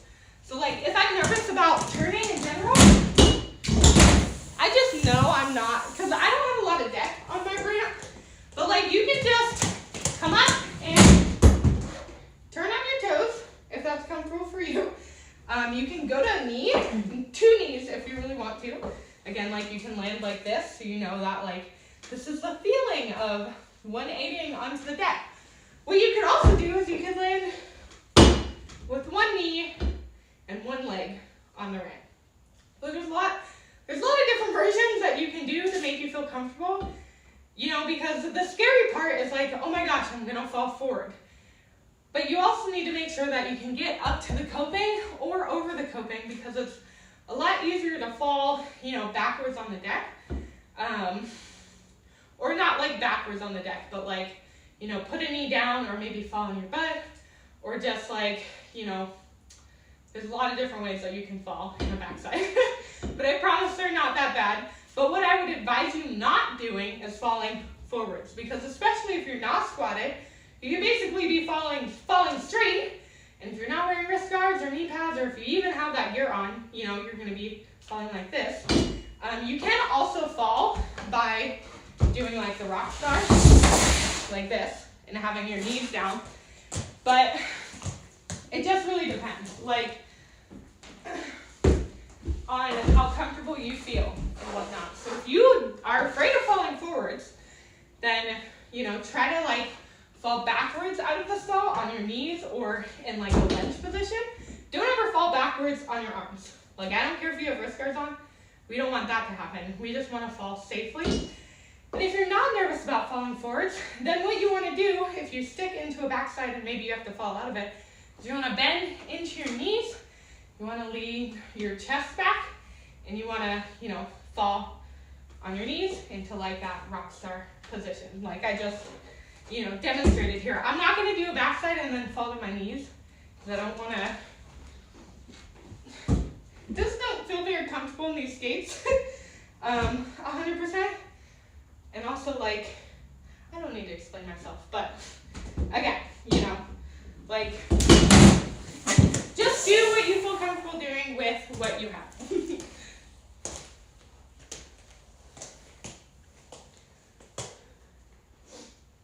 Let's see the comments here. I worry more about too much weight on my back wheels than falling forward. For teaching backsides, I always show people they can land 180 with a toe stop on the deck and the other skate locked on. Absolutely, exactly, yep. So that's just the first portion of like getting comfortable 180ing. So if you're not, you know, ready to fully, actually there are two ways that you can do a backside. I am so sorry. So it's not rolling on necessarily, but it's actually carving into the backside, which is how I learned how to do it, but I'm not saying I wouldn't not recommend it without slide blocks, but it's just a little bit more difficult without slide blocks. So if you have slide blocks, there is another way that you can learn how to backside by carving into it, which I believe that I already covered on my Twitch. It might not be there anymore. It might be there. I'm not 100% sure, but I'm not going to do that one today because I think it is a bit harder to do without slide blocks on. But yes, so you can come up and commit 1 foot, whether it's in a lunge or you're fully standing up, but that normally feels pretty safe for a lot of people. And depending on, so like I am right foot dominant, but the way that I turn is left. So the way that you want, like the foot that you want to stamp on first is always going to be the one that's closest to the coping when you're turning. So that is my left foot. Now I can do backsides the other way, but because I don't have a slide block on, I don't feel 100% comfortable trying it. But when I do it the other way, it is my right foot that is landing on the coping first. So those are some, you know, little steps that you can do to get comfortable doing your backside. But one thing that's really important is eyeing the coping the whole time. You always want to be looking at the coping. You always want to be looking, you know, like where you're about to go. But it's important that when you're jumping into the backside that you are looking at the coping so your feet land there.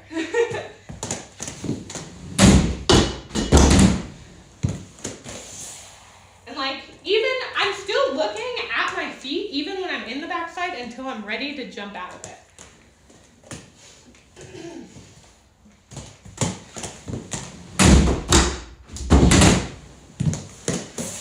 Because I want to make sure I know what my feet are doing. Now, again, squatting into it is very important. The more that you squat, the longer that you'll stay on the coping. And then the other thing is the closer that you can get to the coping, to where you can turn and do your 180 forward backside, the easier it is, I promise. And also the smoother it is. Like the closer you can get to the coping, it's almost like the less that you have to actually hop and turn. Like, I'll show you, you know, if you were to do like a bigger hop, right? So you come down, ooh, and I really hop into it big, and it seems like my turn is really big. And then you go closer to the coping. The turn almost seems smaller because it's the less that you like have to get to the coping. While you are jumping, it's still less that you gotta get. And, you know, like, some people even do it where they're like almost into a front side stall and then they immediately switch their feet. And it looks freaking amazing. So, those are backside stalls. Does anyone have any questions or comments or anything like that? With backsides, coming down forwards again, you can, I mean, if you want to, you can hop off, like you can hop with both feet off as long as they're staggered and you're bent, or you can just roll off. Both are totally cool, and it's up to you.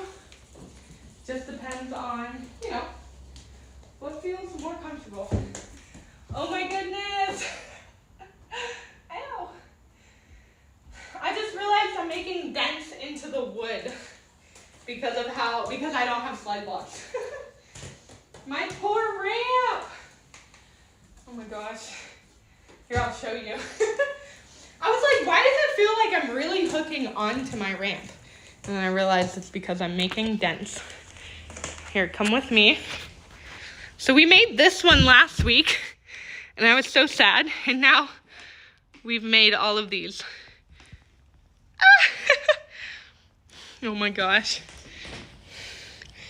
Hey, that's okay. It's really easy to, you know, fix like a top panel than it is to fix the transition. I end up in the transition too much. How do I get more on top of the coping? Please, Kiana. Yes, so, whoopsies. So, if you feel like you're more in the transition, you want to sit with your butt more so that you are above the coping. The other thing is that you want to watch where your feet placement is. So if you feel like your wheels are like coming up like right towards the coping, your body's going to be tilted more towards the transition. So you want to try to keep those wheels higher up onto the deck, or just more on the deck. And then the other thing with that, again, is like where you're hopping from the transition. If you're hopping lower, you're probably going to aim lower on the coping. If you're hopping higher, you're probably going to aim higher on the coping as well. So just make sure you're really pumping into it. Make sure you're like recording yourself is really key. Excuse me, when doing stuff like this, because you can notice like where you're coming when you're doing tricks and such. But yeah, just watch where your foot placement is. Again, when I'm doing a backside stall, and I'll try to stall a little bit longer, but I want to be here. I want to be in the middle. I don't know if you can see that. Let me come a little further. I want to be here. I might be here because I'm like clicking onto the coping, but I want to be right in the middle. My back truck is kind of like dipping into the deck of the ramp, as you can see. I just showed you all of my marks. It's just wood. It's just wood. It's okay. But yeah, just watch where your feet are going. So literally, you can see that my back wheels were a lot higher on the coping. And you want to put more weight into the heels. So you'll also know whether you are going further back if you can sit in your heels and you feel a bit more balanced. Because it'll mean most of your weight is in the back of your heels.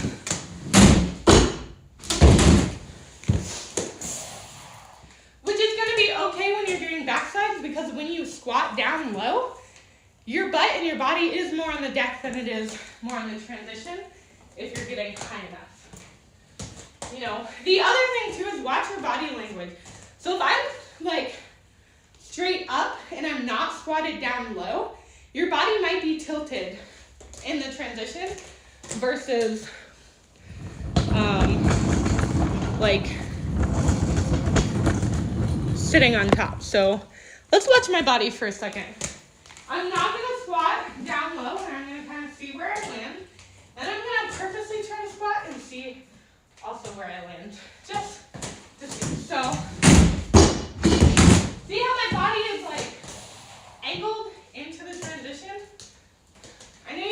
my whole body. Hold on, let me move you back a little bit more.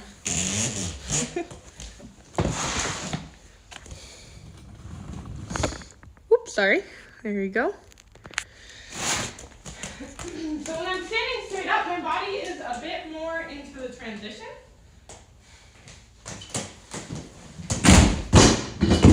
See, like that.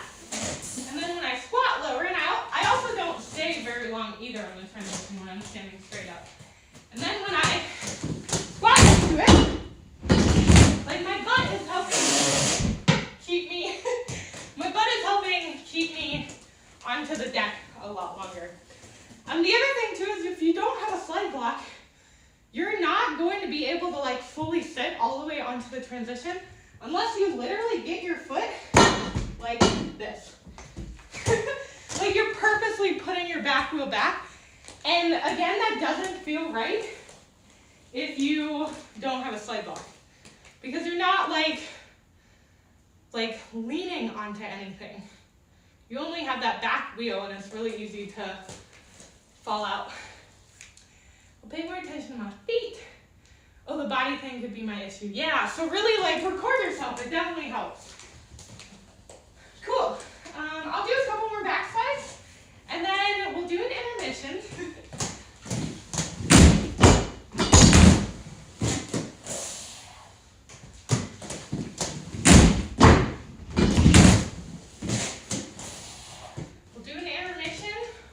We'll try that estro kick now that I feel tons more warmed up. And then we'll do fakie stalls and half cabs. So let's roll you on back over here. I know everything's really wiggly tonight. Let me see something real quick.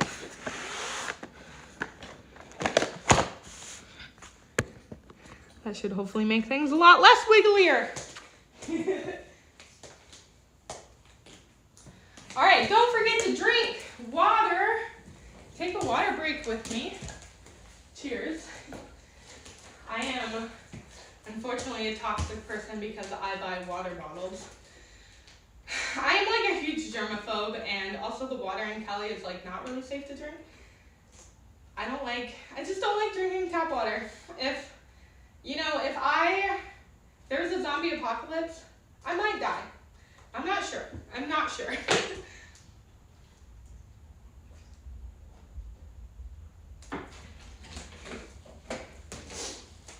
Now, we're gonna move the ramp. So that is gonna be pretty loud. You might see me struggle a little bit. So don't laugh at me.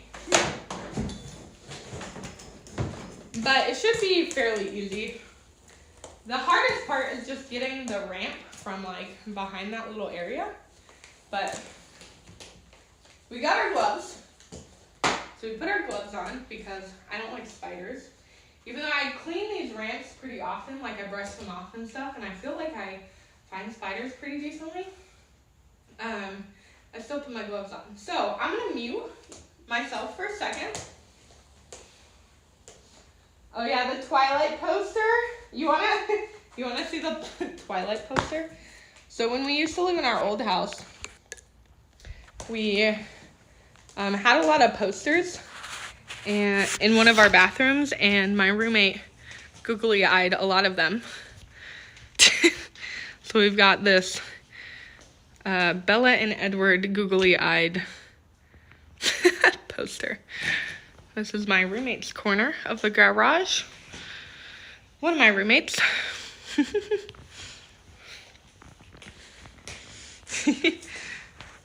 All right. I'm gonna mute myself for a second. Because I promise you, they are not fun sounds. Like, you do not want to hear me do this. So, bear be for just a sec, and then we will try this estro kick, and then we'll do fakie and half cabs.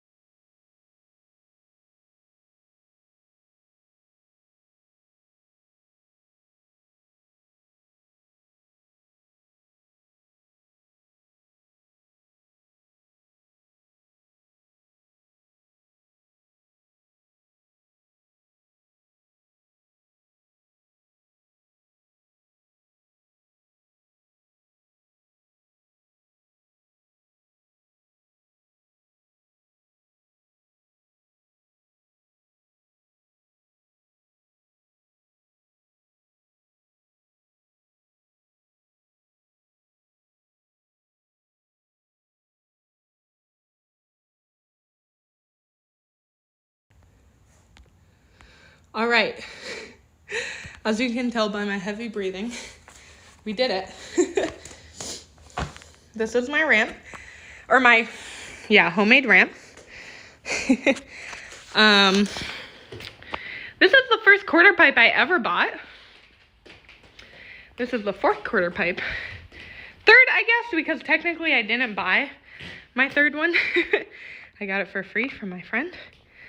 Also, this is the other half of the garage that I didn't show you. But this is how we're going to be doing our half cats and fakie stalls, because you will not catch me 180ing from all the way over here just so I can do these tricks. I will be pumping. So now that we have some space over in this lovely corner, I'll bring you over there.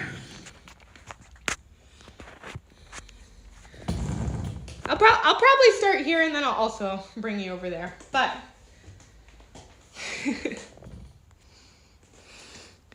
Guitar Hero. Wait, where did you see Guitar Hero? Oh, yeah. I see it.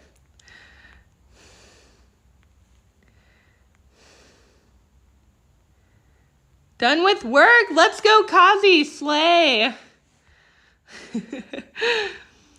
Yeah, I wish if I have pictures of like our old bathroom, I'll definitely show you. Props to my roommate, Miranda, for decorating the bathroom really sick. LOL. Swamp hen.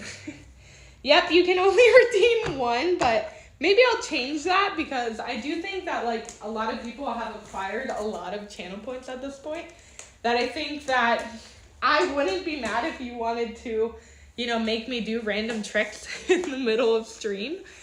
But, maybe tell other people to redeem them.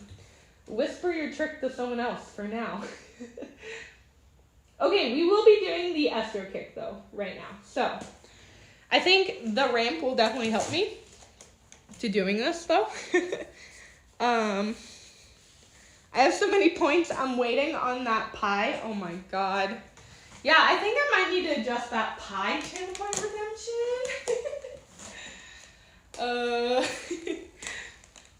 That one's a good one, though. No one's done that one yet. All right, so let's test out our little ramp here. I'll pull you back a little bit so you can kind of see, like, maybe we'll go. Oh my God. What the hell? We hit like a crack. Hold on. It's not really like a good place for you to be. But here you go. That's the best I can do for now, okay? When I do the Esther kick, I promise I'll give you like a better view, but this is what you get for now, okay?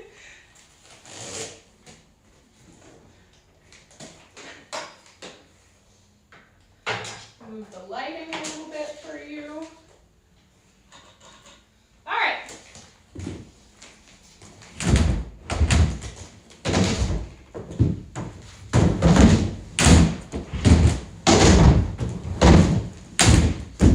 The other thing is that I have to I gotta make sure they're spread out enough too.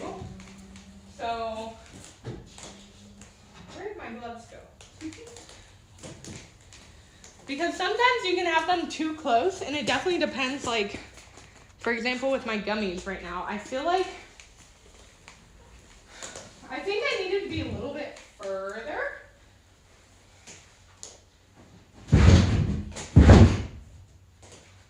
But when I have harder wheels, I feel like I can have it be closer in the middle, because I go by a lot faster.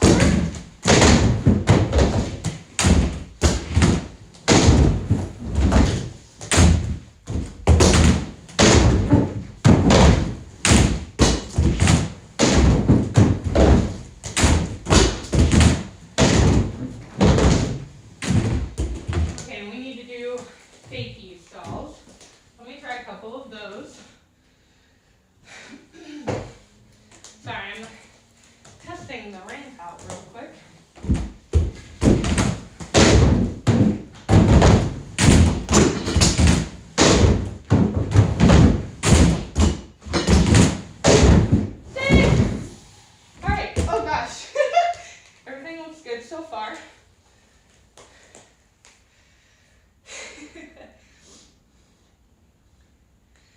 adjust it higher and higher. Yeah, just higher and higher until no one, you know. Robbie, how many channel points do you have? Let me know, I'll make it higher than that. Just kidding. No, y'all gotta redeem your points. You gotta make me do stuff.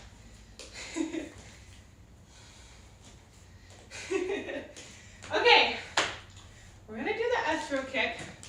I actually don't know how comfortable I feel doing the estro kick with the ramp. Oh, okay, hold on. My ramp is moving and I was like, why is it doing that? But because I like to put this behind it. I'll show you in 1 second.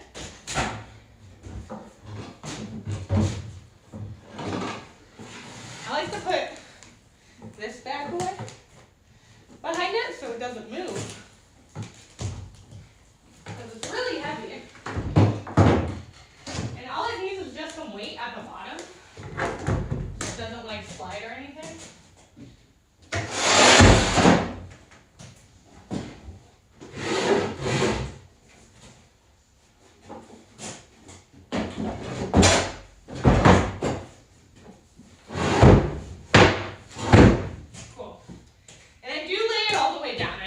Keep it up or anything.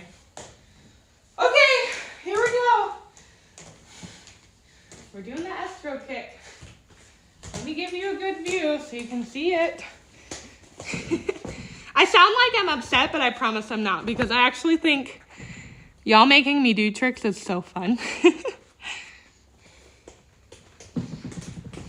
Okay. How's that? Is that a good angle?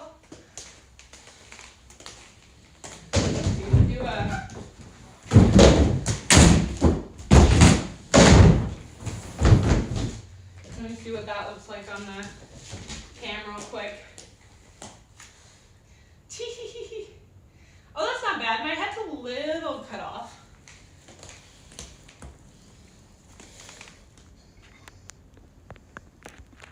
There you go. We'll put it up just a tad. Okay, here we go.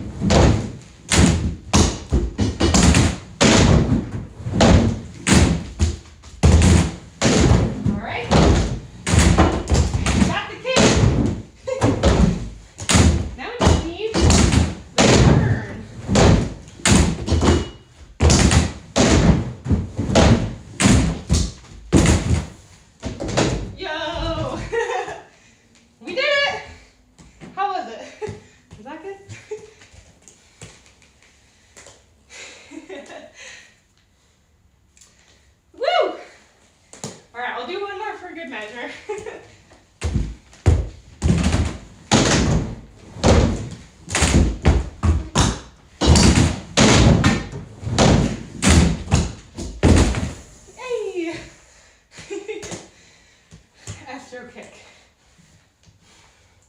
All for you, small pen. All right. Now I need a intermission from the intermission.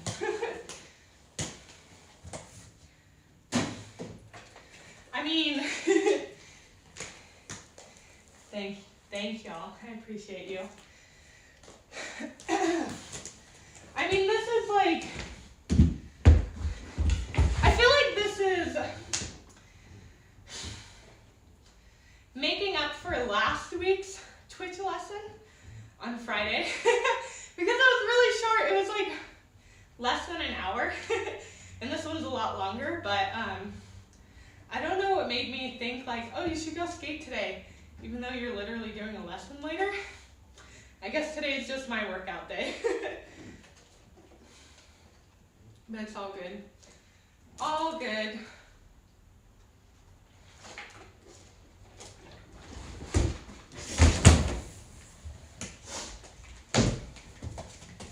I'm more happy that it's cooler. Need lots of snacks. I'm more happy that it's cooler because I could not imagine Well, I mean, I can't imagine because I did start doing lessons like when it was summer, but whoo boy. It being cooler is so much nicer when I'm hot because it's like not that bad. I just take a second, I can breathe, things are okay. Versus when it's hot, I'm like, I need to sit in front of the fan, I need to sit in the house, I need to literally drink my whole water. It's the worst. But growth, you know? This is our first stream through the winter, fall and winter. So each year will definitely get better. We got new lighting now, which is exciting, although it is my roommate's, not mine. So, you know, still cool, but I'll probably buy lighting at some point in the beginning of the year. Because not only is this light really nice, like it's literally photography lighting, so it's lighting up like a lot of this. But if there's one on the other side, the whole room will be lit. It'll be great. Okay, my poor ramp. Oh my god. I know that like I was gonna ruin this ramp. Like I knew it was gonna happen. It's just bound to happen, right? And wood's replaceable, but like my heart's hurting just a little bit. Because I'm like, oh no. Oh no. It's all good though. You know, it's like your baby. When you get like something you're really proud of and love, you know, any little scratch or dent is going to be like a stab to the heart. But it's all good. It's all good. That's why there's a Thrasher sticker on it. Because we're going to thrash it, right?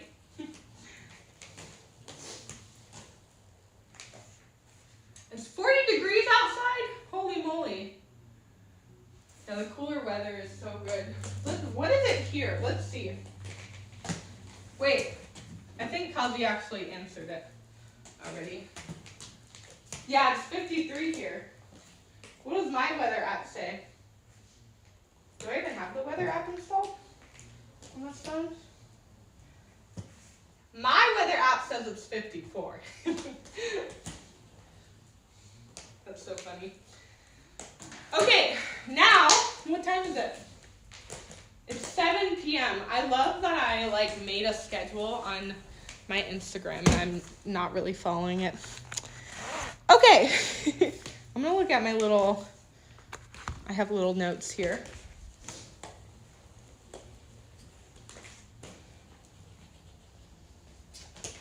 We talked about the giveaway. If you're here, there's gonna be a giveaway for Moxi Panthers on my Instagram at 8 p.m. in 1 hour. So we gotta get through these lessons so I can post the giveaway. We unboxed the skates. We did our warm up. We did stalls and backsides. That's so funny. I wrote down we were gonna do stalls, then half cabs, then fakie stalls, then backsides. But we did stalls and backsides. Now we're gonna do half cabs and then we'll do fakie stalls. So fakie stalls are awesome because if you don't know how to do backsides, fakie stalls will totally prep you for what it feels like to get into a backside. So in reality, you know, stall, half cabs, fakie stalls, and then backsides are probably a really good progression. That's, you know, awesome to learn. But anyways, half cabs are basically when you go fakie and then you turn around and come backside. Now, whoa, my voice just like quivered. Is that the word? Quivered, wavered? Quivered sounds interesting. Now, when you're doing, I'll show you what a half cap is first. You just get an idea for, you know, what it is. So, I'm gonna get my pumping going. Whoops.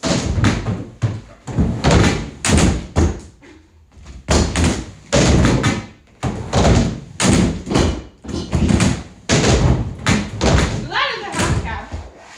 The first time I did it, I just jumped out of it. You don't have to do that, you know, to get out of a half cap. You can just roll backwards. But I just wanted to do it for fun. But that's a half cap. So again, you're going fakie, hopping on forwards. You can roll out backwards, You can hop out of it, whatever feels most comfortable for you. The biggest things to doing half cabs is having that pump that gets you close to the coping. Now again, fakie stalls are going to be, something that gets you, again, more comfortable going backwards. But the biggest thing, you want to make sure your feet are staggered. They literally don't have to be that far staggered. They can be a bit close because, again, once you get to the height in which you want to start jumping towards the coping, this foot's got to come along with it. So if they're really far apart, they might not come together. So you have to, bring this one over a lot more. So try to keep them like, as you can kind of see, like my back wheel is a bit in line with my front wheel. That's like a good amount. And then of course, always keep your feet hip distance apart. That could be different for you and could vary depending on the trick that you're doing. But you never want to have them literally side by side. You always want to keep some space so we're in at least bend down and it feels comfortable. Now the important thing with doing half cabs is that you're looking over the hip that's pointing backwards. So you don't want to do half cabs like this. It's going to be a lot easier when you have an open hip this way. You can see what's going on. So the point of a half cab is to stall on the coping forwards. So the closer that you are to the coping, again, the less of a hop that you have to do, and the more that your rotation will just seem easier because you're not having to do a big hop plus a big rotation and kind of be like, well, I hope I get there. You'll, see it out the whole time. With this, keeping your knees bent is awesome. When you're doing your hop or hops in general, your knees are always coming to your chest. They're not going backwards, always to your chest. But you don't really need to do that big of a hop. Again, do what feels comfortable for you. You can totally exaggerate it. But the closer you get to the coping, the hop does not have to be that big because the coping's closer to you. So I'll just show you that again.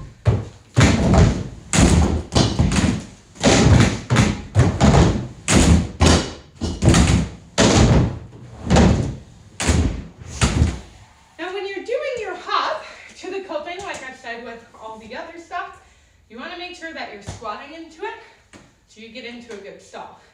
Now, if you know how to do front side stalls, that is also going to help you with this because you're going to know in the position that you want to be in the front side stall. From that front side stall or half cab, you're going to want to make sure that you can obviously hop out of it if you would like, or you can roll out of it. So you want to make sure when you're up on the coping, hold on.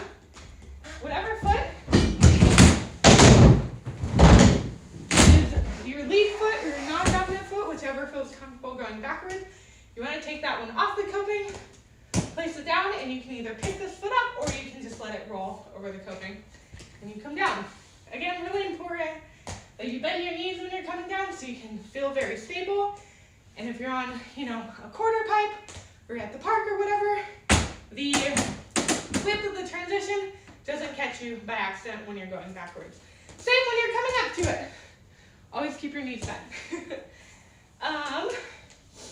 But yeah, again, the closer that you get to the coping, the easier it is. But, you can always, like I just did, you can jump, lower. It's just going to be more intense of a hop because you're having to go up and you're taking that momentum into the hop versus maybe riding out the momentum closer to the coping and doing a more chiller hop. So lots of ways to do it. Again, if you're not comfortable doing the half cab right off the bat, that's totally okay. The step to progress before it is doing one foot and then going to 2 feet. So because I'm turning and my lead foot is my right foot, technically when I turn, because I'm going backwards, this would be the proper way, I guess, to do my 180. But it really just depends on what my body feels comfortable doing. I believe that my right foot is still the one that's going up first.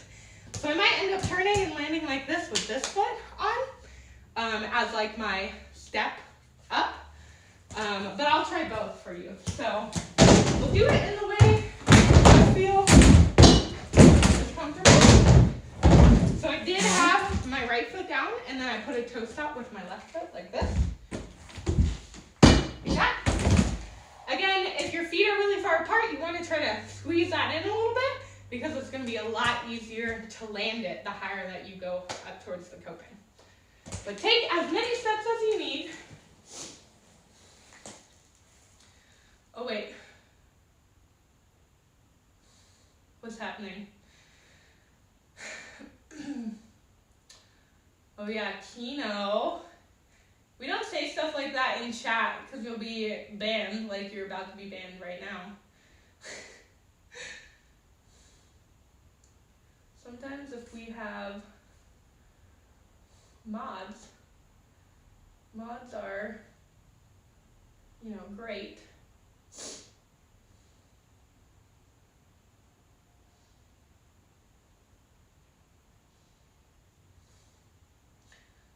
But my mod today is not here. Kazi, banned. Yes, banned. Say stuff like that and you will be banned. This is not the place for it. Twitch is not a sexual place. Don't need to make things that are not sexual. Anyways, I saw like the first time chatter badge and I was like, oh, someone's over here saying something nice. I've had too many pervs on Instagram today. Too many. Instagram and Twitch is not a place for you to speak your, because we're not kink shaming here, okay? We're not kink shaming. If you're into roller skates, you're into people crushing your head with their thighs or whatever, I'm not gonna kink shame you, but IG and Twitch are not the place for you. So, you know, don't say stuff like that, you're gonna be instantly banned. All right. Whee! I forgot what we were doing. Oh, now we're gonna try it with our left foot first and see if that works.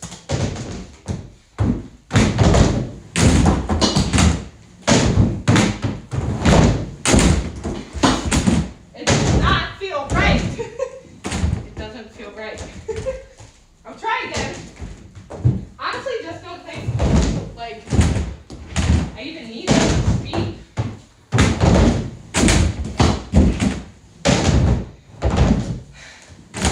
You know, but there's a visual. If you're, you know, left, if you go back with your right and your left stays forward, then that would be something that you might do. But also, you'd honestly probably do your 180 maybe the other way. I'm not sure.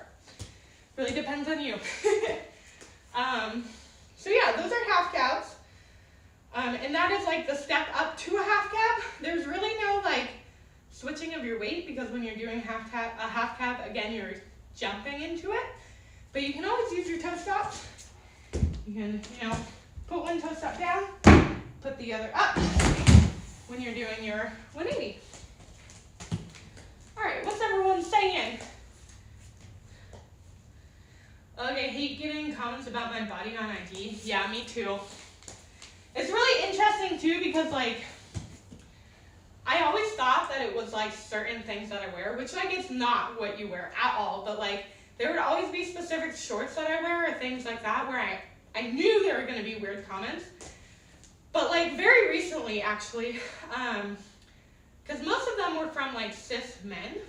Very recently, actually, I am getting someone who's commenting about my body that is, I don't know, like, I'm actually not sure what their pronouns are she, her, but I don't actually know, like, how they identify. So I'm assuming that they are femme presenting, but I absolutely do not know. They just don't, like, look like a cis head, or, like, their profile doesn't give off, like, cis head, hetero vibes.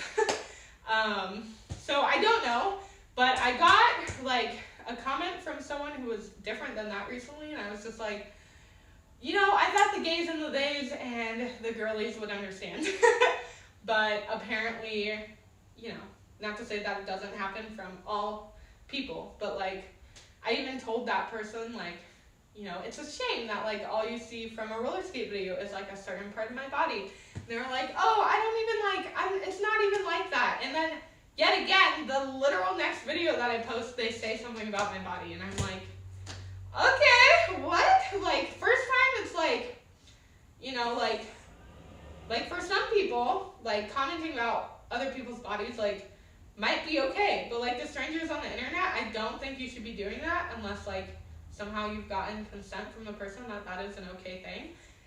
And I don't, like, in any of my comments or in anything that I say or anything like that, I don't feel that has already been consented, you know?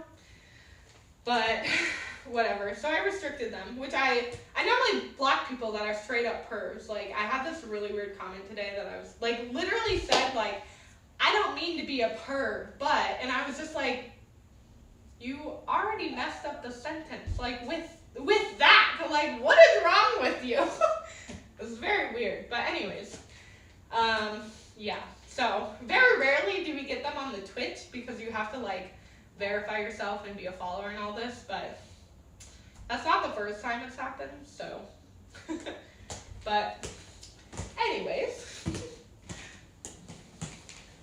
what are you saying? Anyone can be a creeper. Yeah, absolutely. Anyone can totally be a creeper. It is not strict to any gender or sexuality. Anyone can totally be a creeper. And like, not to make me seem like I'm innocent or anything like that, because I totally 100% know that, but like, it just sucks. It sucks. Disappointing. Okay, so now we did half cabs. Where are my notes? Now we're going to do fakie stalls.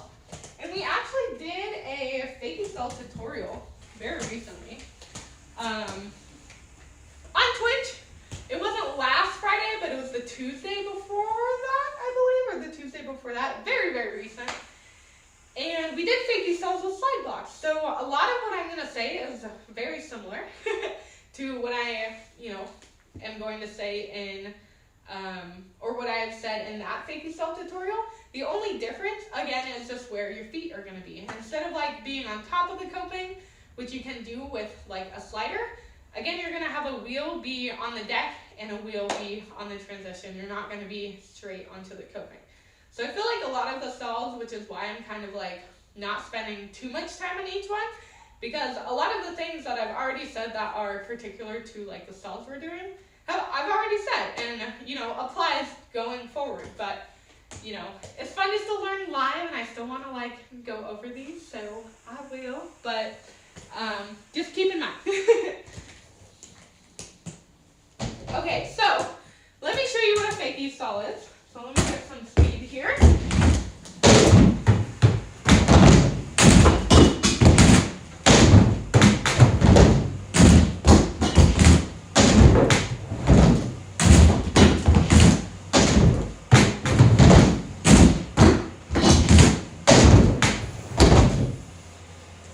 All right.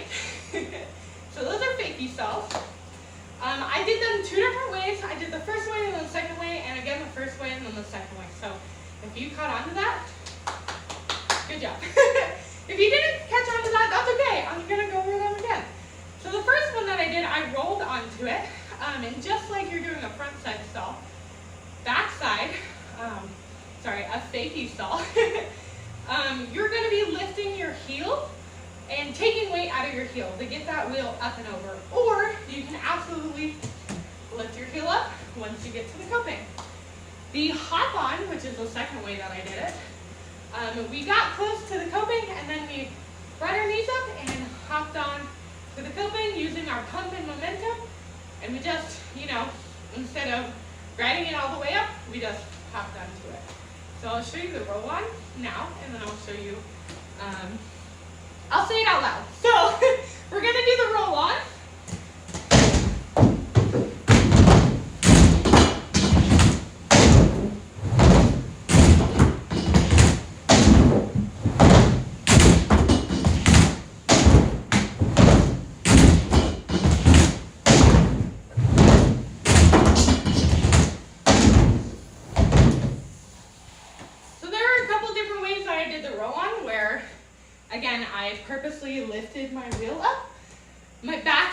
wheel up before we got to the coping. And then I also, which you can't see, is just took weight out of my back wheel so that my wheel would ride over the coping. And again, just by doing that, you're literally, as you're pumping, you're just putting more weight into your toes.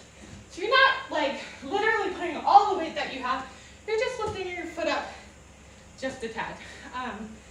I promise you, it is harder than it looks. Like when I first started doing fakie stalls, I wish I had the footage. It was scary, okay? It was definitely scary. But with fakie stalls, a lot of the falls that you can do out of a fakie is, again, you're primarily probably going to be going forwards. So you always want to make sure that you're ready. You can always slide on your side as well. So if you end up falling because, you know, you're already in the transition, you can always fall on your side. You can also always fall like, you know, you can turn your body around and try to fall more towards your knees. And then you might sometimes fall where your butt hits the coping or the deck. And if that happens to you, I'm sorry, because those definitely suck. But they're not the worst in the world, as long as you are staying squatted. With fakie stalls, again, just like everything else we've done, we always want to keep our feet staggered. We always want to stay squatted. And the pump is really what's going to get us to the coping. So you want to make sure that you are, you know, pumping, you're staying low, and you're pumping up into the fakie stall. Again, with this one, just like when we did our half calves, right, because we were approaching the same way, we want to make sure that we are going with the hip that is open. And then whatever our back foot is going to be the one that lands onto the coping first. So just like I am a switch footer, so my back foot is going to go from my front to the back, and it's going to, you know, be on the coping first. And then when both of my feet are together, my front foot's going to come out. But if I wasn't a switch footer, which I can absolutely show you as well, then my left foot would be the one that's coming out. So let me show you that normally.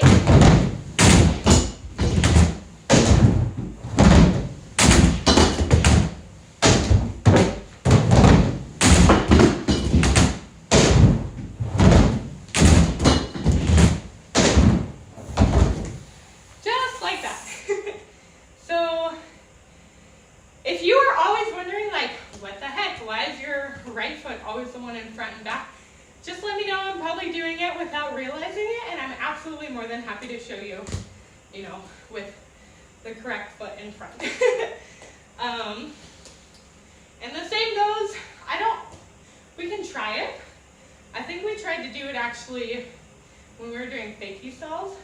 I'll try it a couple of times with my left in back and my right in front. I don't think it was the best, but we'll try to do it couple of times.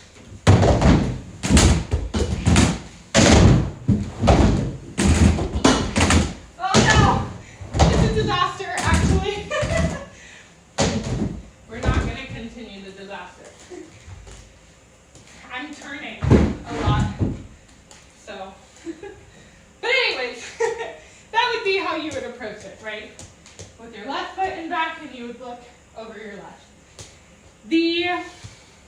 Again, the main things of this are squatting low, pumping, and if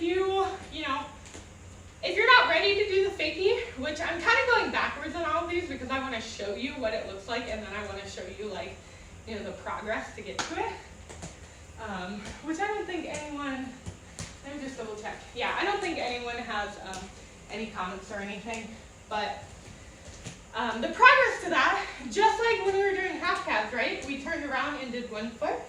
The progress to this, again, is one foot clicking first.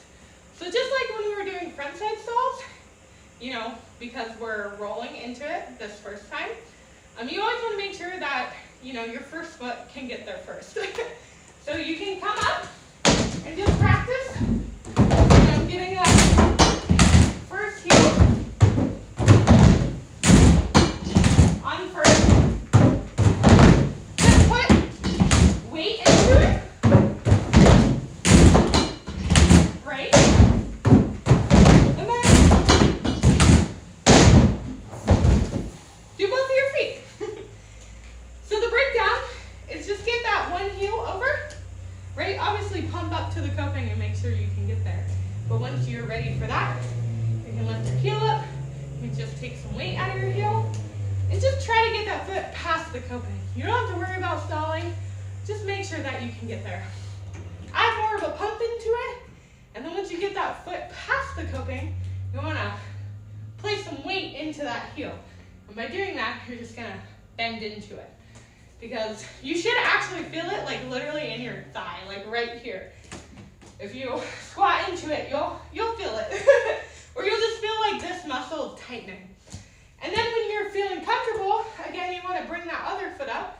And that's going to be speed, momentum, and also making sure your feet, again, are closer to each other. And that's how you do your fakie stall. So, again, we'll do the breakdown. So the first, just making sure, right, that foot can get over, coping.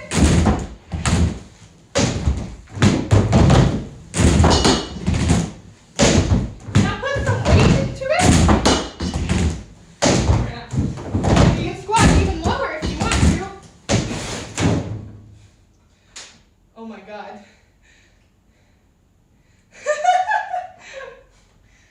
I missed the ramp.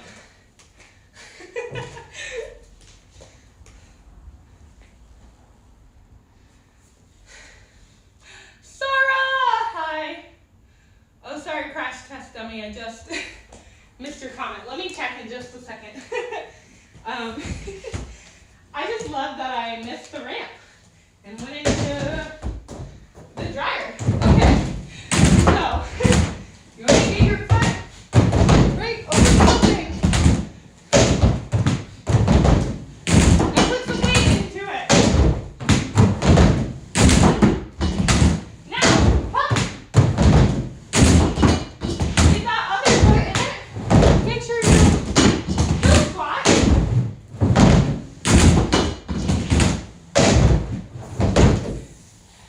And prepare to go back down, and you've got yourself a fakie stall. Congrats. You just did a fakie stall through me. Let me check on crash test mummies.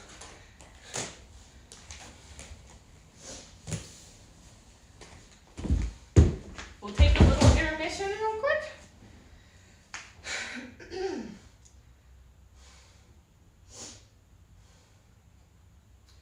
Me, I have issues getting my back foot onto the coping. I wonder if it's because I'm too staggered. How do you get more comfy with having looser together?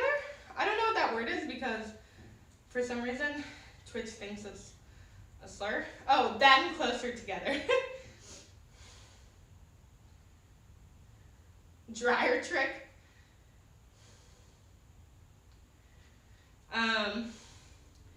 Yes, so just practice pumping that way. Pumping like with your feet a little bit closer together, and that'll definitely help. And again, everyone's different. So like, just notice like, because derby and park skating is very, very different. Excuse me. So if you by chance come from a derby background, there are like stances and stuff like that that might feel a little bit wider. And in park skating, the more that you get comfortable, the less that you're like heavily exaggerating stuff. So like when I teach people to carve, just as an example, like I literally teach people to carve, if they can, with one foot in front of the other. Because it's gonna make them feel like no matter whether they're doing, left or right, that it feels exactly the same. But then when they're out of my sights and they get more comfortable, that might turn into this, right? Or that might even turn into this. But their feet are just closer together in a way. That might even be this. It just depends on how they feel comfortable. But the whole idea is to get used to like your feet being together so that when you do certain aspects, your feet come together easier. Like, when you're hopping into a stall or when you're doing rails or stuff like that. Like your feet closer together allow you to hop onto something, easier because your feet will be together easier instead of maybe like one and then the other. So it's just practice. The more that you pump with maybe your feet closer together, the better it'll get. But yeah, it just really depends. And if like that's not something that feels comfortable for you, then that's totally okay. You can absolutely still do this stuff with your feet very staggered, but you know, one way might feel better than the other. Like rolling on might still feel better than hopping on, or hopping on might even make so much more sense because you have that space to get your feet together instead of rolling on. But like with a roll on, it shouldn't matter too much that your feet are staggered, because as long as you're pumping up and like through, and you're able to get your body up and over the coping, like it might just be that you need more of a bigger pump to get that foot up, or you might need to place more weight into this right heel. Sorry, not your right. I don't know if it's right or left, but your back heel, so that it has more time for that, you know, other foot to come up. So there's a lot of different ways that you can adjust your skating to get it. And I would just encourage you to try, you know, maybe you're putting more weight into that back leg so you have more time to bring your other foot up, pumping harder into it so that, you know, like even if you're this far staggered, that pump's gonna bring both of those feet up. Yeah. I hope that helps. Okay, so it is 7:35. Oh my goodness. Okay, we got to go through this last one a little fast. I'm mostly just going to show it to you because again, we've already kind of done like a hop on trick already. I sensed there was a spider behind me for some reason, so I wanted to make sure that there wasn't. So again, just the same things apply, except it's just fakie. And you really want to bend your knees on this one. You want to watch where your feet are landing. But yeah, same things apply when you're kind of doing the backside, but you're just going from a fakie position. So I'll do this one now. And this is what it looks like. Oh my gosh, why did I just do a half cab? Sorry, it doesn't look like that. It doesn't look like that. One second.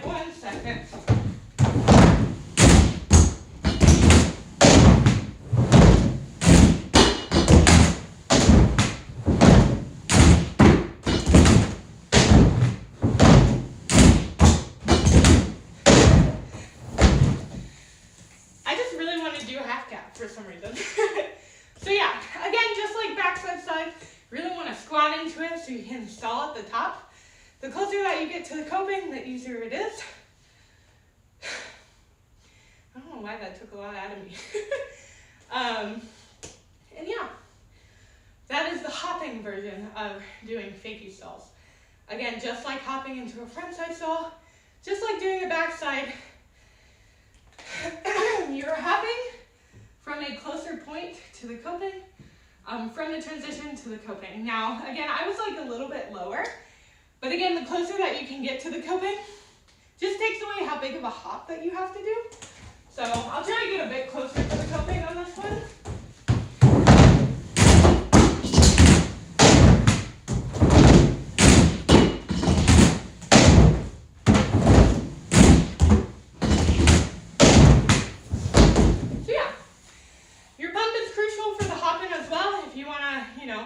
Leave the time that you really have to hop into it, the pump is what's gonna swing you up into that hop.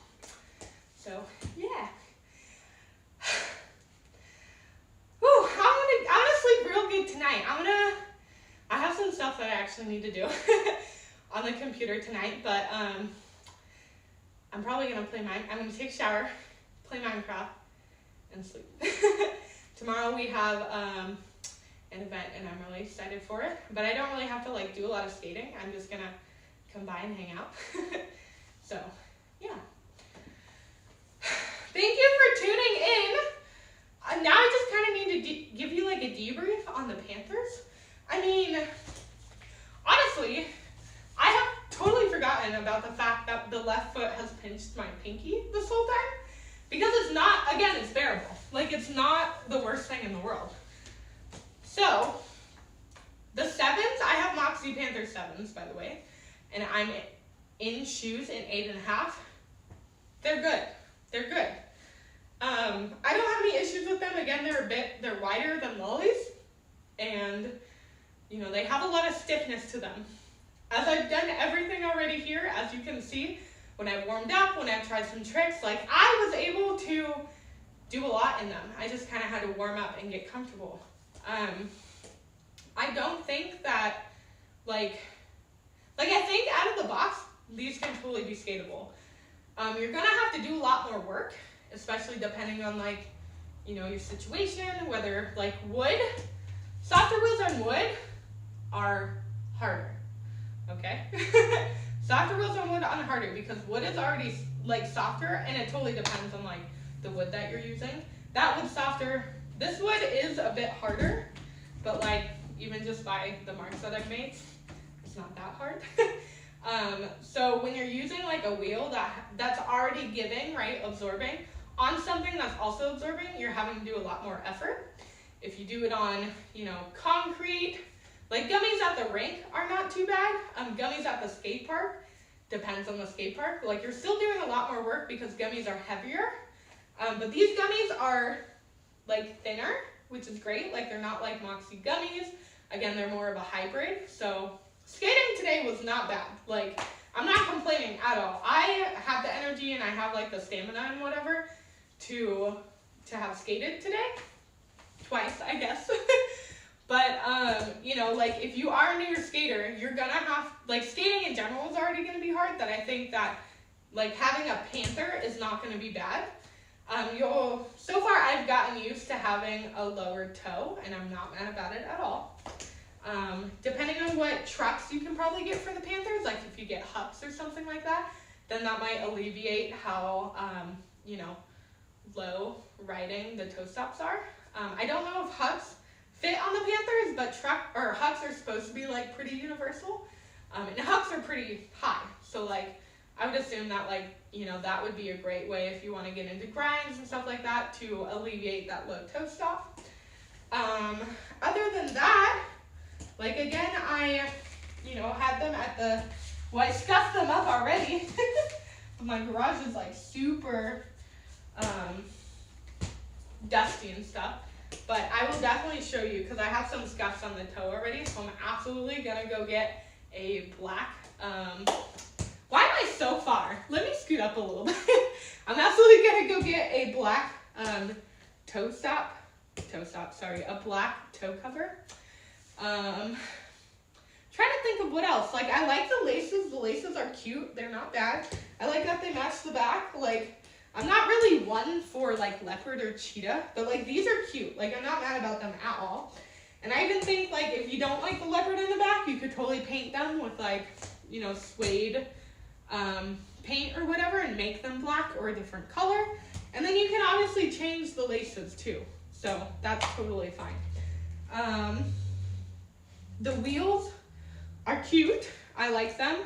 I'll probably use them for like more trail skating, rink skating, or, you know, maybe like cruising outside at the beach would be great. I also kind of want to dye them black because I think that'd be really cool and they would like match just a little bit better. But I'm not sure yet because the black things with dust always get like brown. So I'm not sure if I should dye them now, or if maybe we should just wait until they get dirty anyways.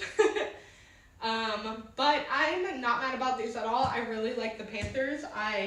You know, if I didn't have a lolly, so I skated for a lolly in about 3 to like going on 4 years. I believe that it was 4 years. I did like a whole YouTube video and I said like, skated on lollies for 4 years. My first ever like, skate review video as a noob, okay? So I definitely didn't like, I don't think it's, you know, the best video in the world, but I don't think it was the worst video in the world either. But yeah, let me take these off and I'll show them to you a little bit closer. But if you have any questions about like anything that I've done today, then please go ahead and throw them in the comments or in the chat, and I'd be happy to answer some more stuff for you. 8 p.m.-ish, I say ish because I have to clean the garage first and then I have to go make my post. But we'll be doing a Panther giveaway video. So if you liked watching me skate on the Panthers, if you're really interested in the Panthers, if you want to gift someone a pair of Panthers for Christmas, what have you, if you want to start rolling in general and you just watch this video because you were like, wow, this is interesting. I want roller skates now. Then 8 p.m. on my Instagram, which that link is in the bio of Twitch. And literally, if you want to find me on anything, it's always most likely going to be Kiana Yuana. So yeah, you can enter to win them, and that'll be going for a whole week. Again, if you follow my Twitch and you follow my Instagram, you automatically get 2 entries. So I just want to throw that out there because I really appreciate all the follows I've been getting on Twitch. And like, this is the place where I really want to do like more unboxings and more shares and like live showings and warm-ups, and like I just think that I prefer to do things live and talk through them than to like cut and edit a whole video, because you get like more of a genuine me live and then I can edit it later. So and I get a more genuine me out of doing it this way. So okay, let me grab my chair and see what y'all are saying. Oh, you're welcome. Thank you for being here. I really, really appreciate y'all. And, you know, I don't know what we're going to do for the lesson next week. I might order some, like, I have CIB slide blocks already, but I might, like, order some more.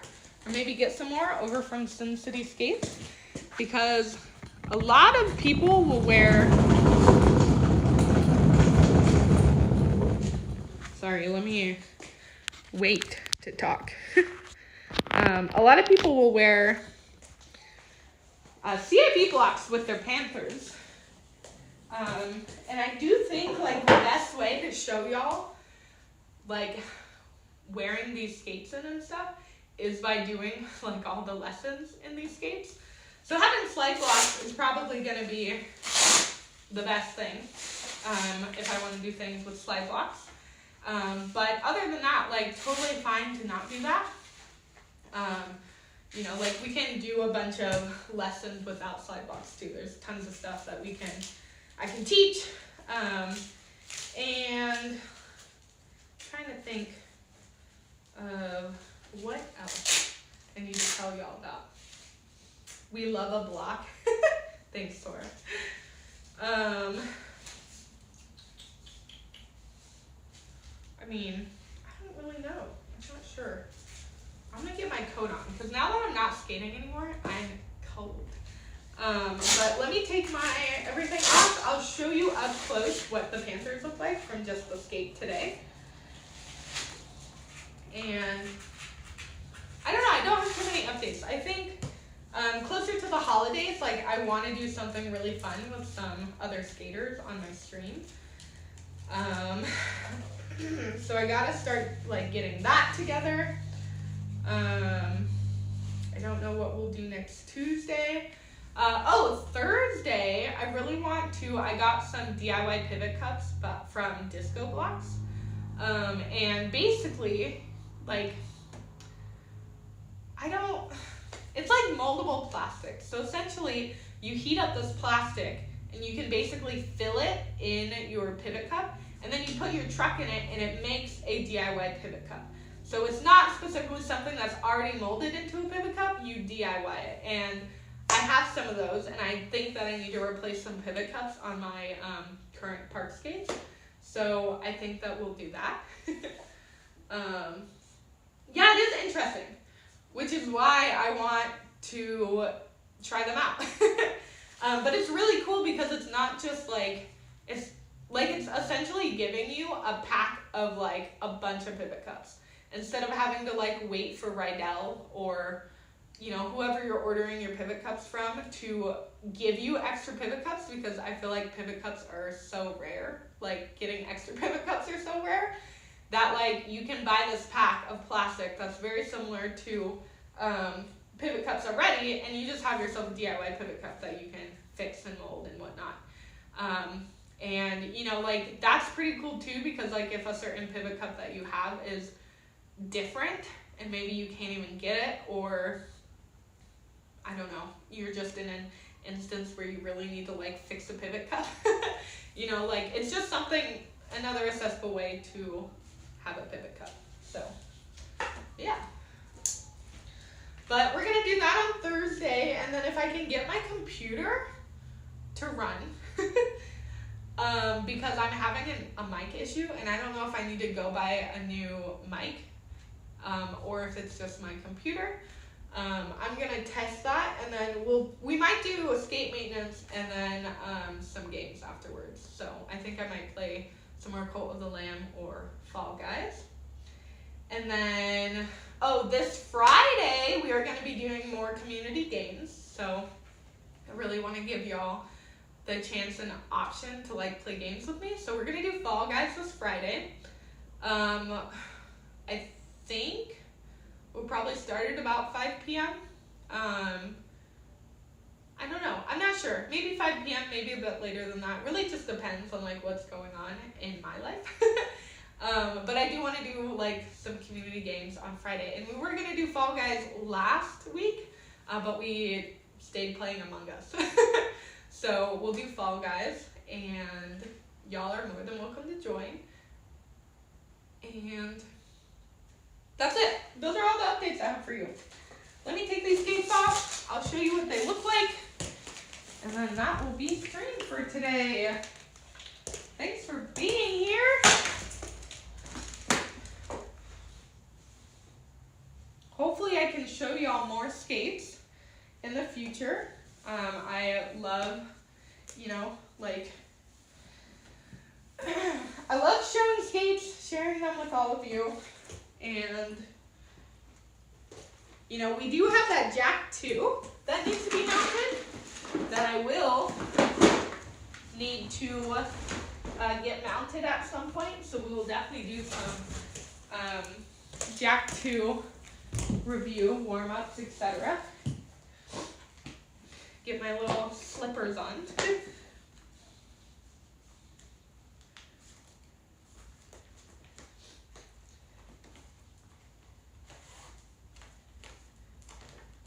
Also, make your life so much easier.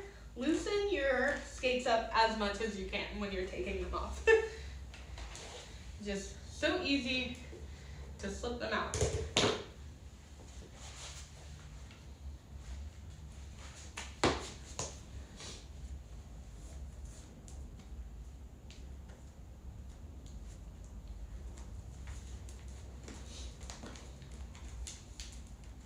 Oh, I don't know what I'm gonna eat tonight. I'm thinking about eating. I had a really big burrito earlier, so I don't even know if,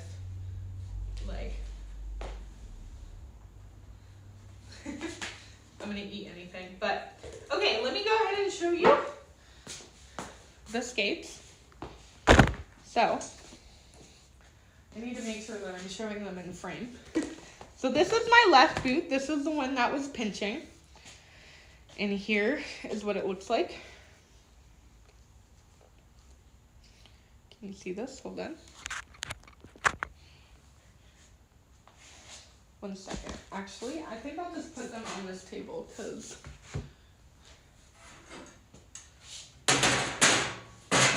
I think the light is super harsh on them. So this is my left foot skate. As you can see, there's already some scuffing on the front toe. The wheels are dusty. That is just because of my garage. So we look at the front toe.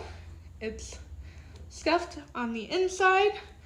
The toe stop, shredding down, and I'm not mad about the toe stops, actually. I thought they were going to be really slick, but they're actually not too bad. I'm excited to wear them down a little bit and just get them to a height that I'm more comfortable with. I didn't actually end up changing the trucks at all, so really surprised about that. I will definitely change the cushions, though. That's absolutely something that I think is necessary for me because I like softer cushions. When we look at the skate on this side, we have a little bit of scuffing on the front, or it might be dust. Everything looks good so far. And then the back looks pretty good. And they're warm, and the warmer that you get your skates, like, obviously the more that they're going to just, you know, break in faster. So I think, like, this session was really good. We have been hanging out for about 3 hours, skating for, you know, maybe like an hour and a half of that. I think that's not too bad. Yeah, hot and steamy, literally. Like, they are still warm. So that's the left boot. And now we got the right boot. And, I mean, there's nothing to report really on the inside of the skate, honestly. But this is the outside, as you can tell. I do a lot more wildness, clearly, on the right side because it's dusty and a little scuffed. When we look at the toe is a bit scuffed here. Gonna want to go get those toe covers. The toe stop is a bit more worn down on my right than it is. Wheels are dusty. Some of the, I think we've scuffed up a little bit of the logo on some of the wheels, but nothing too bad. I'm trying to see if we didn't shred any of the kingpins down either, actually, which is nice. And then this is the inside. Inside's looking nice. And the back. So I think we did scuff up the back here a little bit, but it's not looking too bad. So, yeah. What are you saying, Sora? I just love not using my laces. Just rip my something out, shove it back in. Rip what out? Also, good night, Savannah. I hope you have a great night. Thanks for hanging out. But yeah, these are the Moxi Panthers. Let me make sure I actually, put them in order. I am super stoked about them. Very thankful that I got a pair. I'm super excited that I, was able to try them out. Maybe this will be my cover for the gram. This actually is a very cute picture for the giveaway.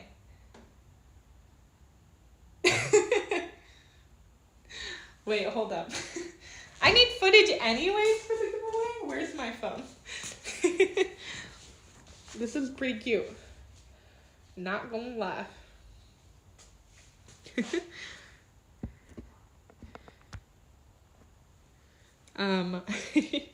But yeah, maybe I'll just do it later when I'm done with Twitch. I was thinking about just taking some footage from me skating today for them, but I don't know. We'll see. But yeah, thank you so much for hanging out today. And, Swamp Hen cheered some bits. I appreciate you. Did some channel point redemptions, and yeah, I had a lot of fun. So I hope that you learned some stuff or had fun hanging out with me today. And I will catch you on Thursday. We'll do some skate maintenance, and yeah, just have a great night. I am really impressed by the Panthers. I mean, the first time I ever skated in them in someone else's when they were already a couple sizes, not a couple, I think it was one size too big. I still like them, and even having my size, I adore them. So this is hilarious. I'm just talking in between the skates right now. But yeah, so thanks so much for joining today. I hope you have a good night. Take care of yourself.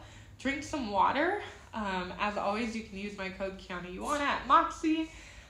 If you want to snag some Panthers in case you don't win the giveaway or snag anything else. I know they have some deals going on right now. And other than that, I don't think I have anything else. Thanks for joining. That's all. Head on skates, yeah.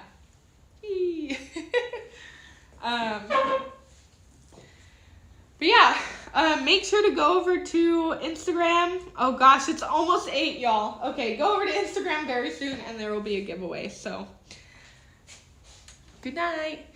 Good night, Crash Test Mummy. Good night, Kazi, Sora, Daddy, all my friends who are in chat right now. I appreciate you.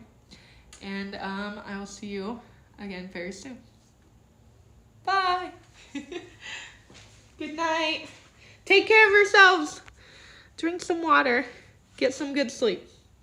See you very soon.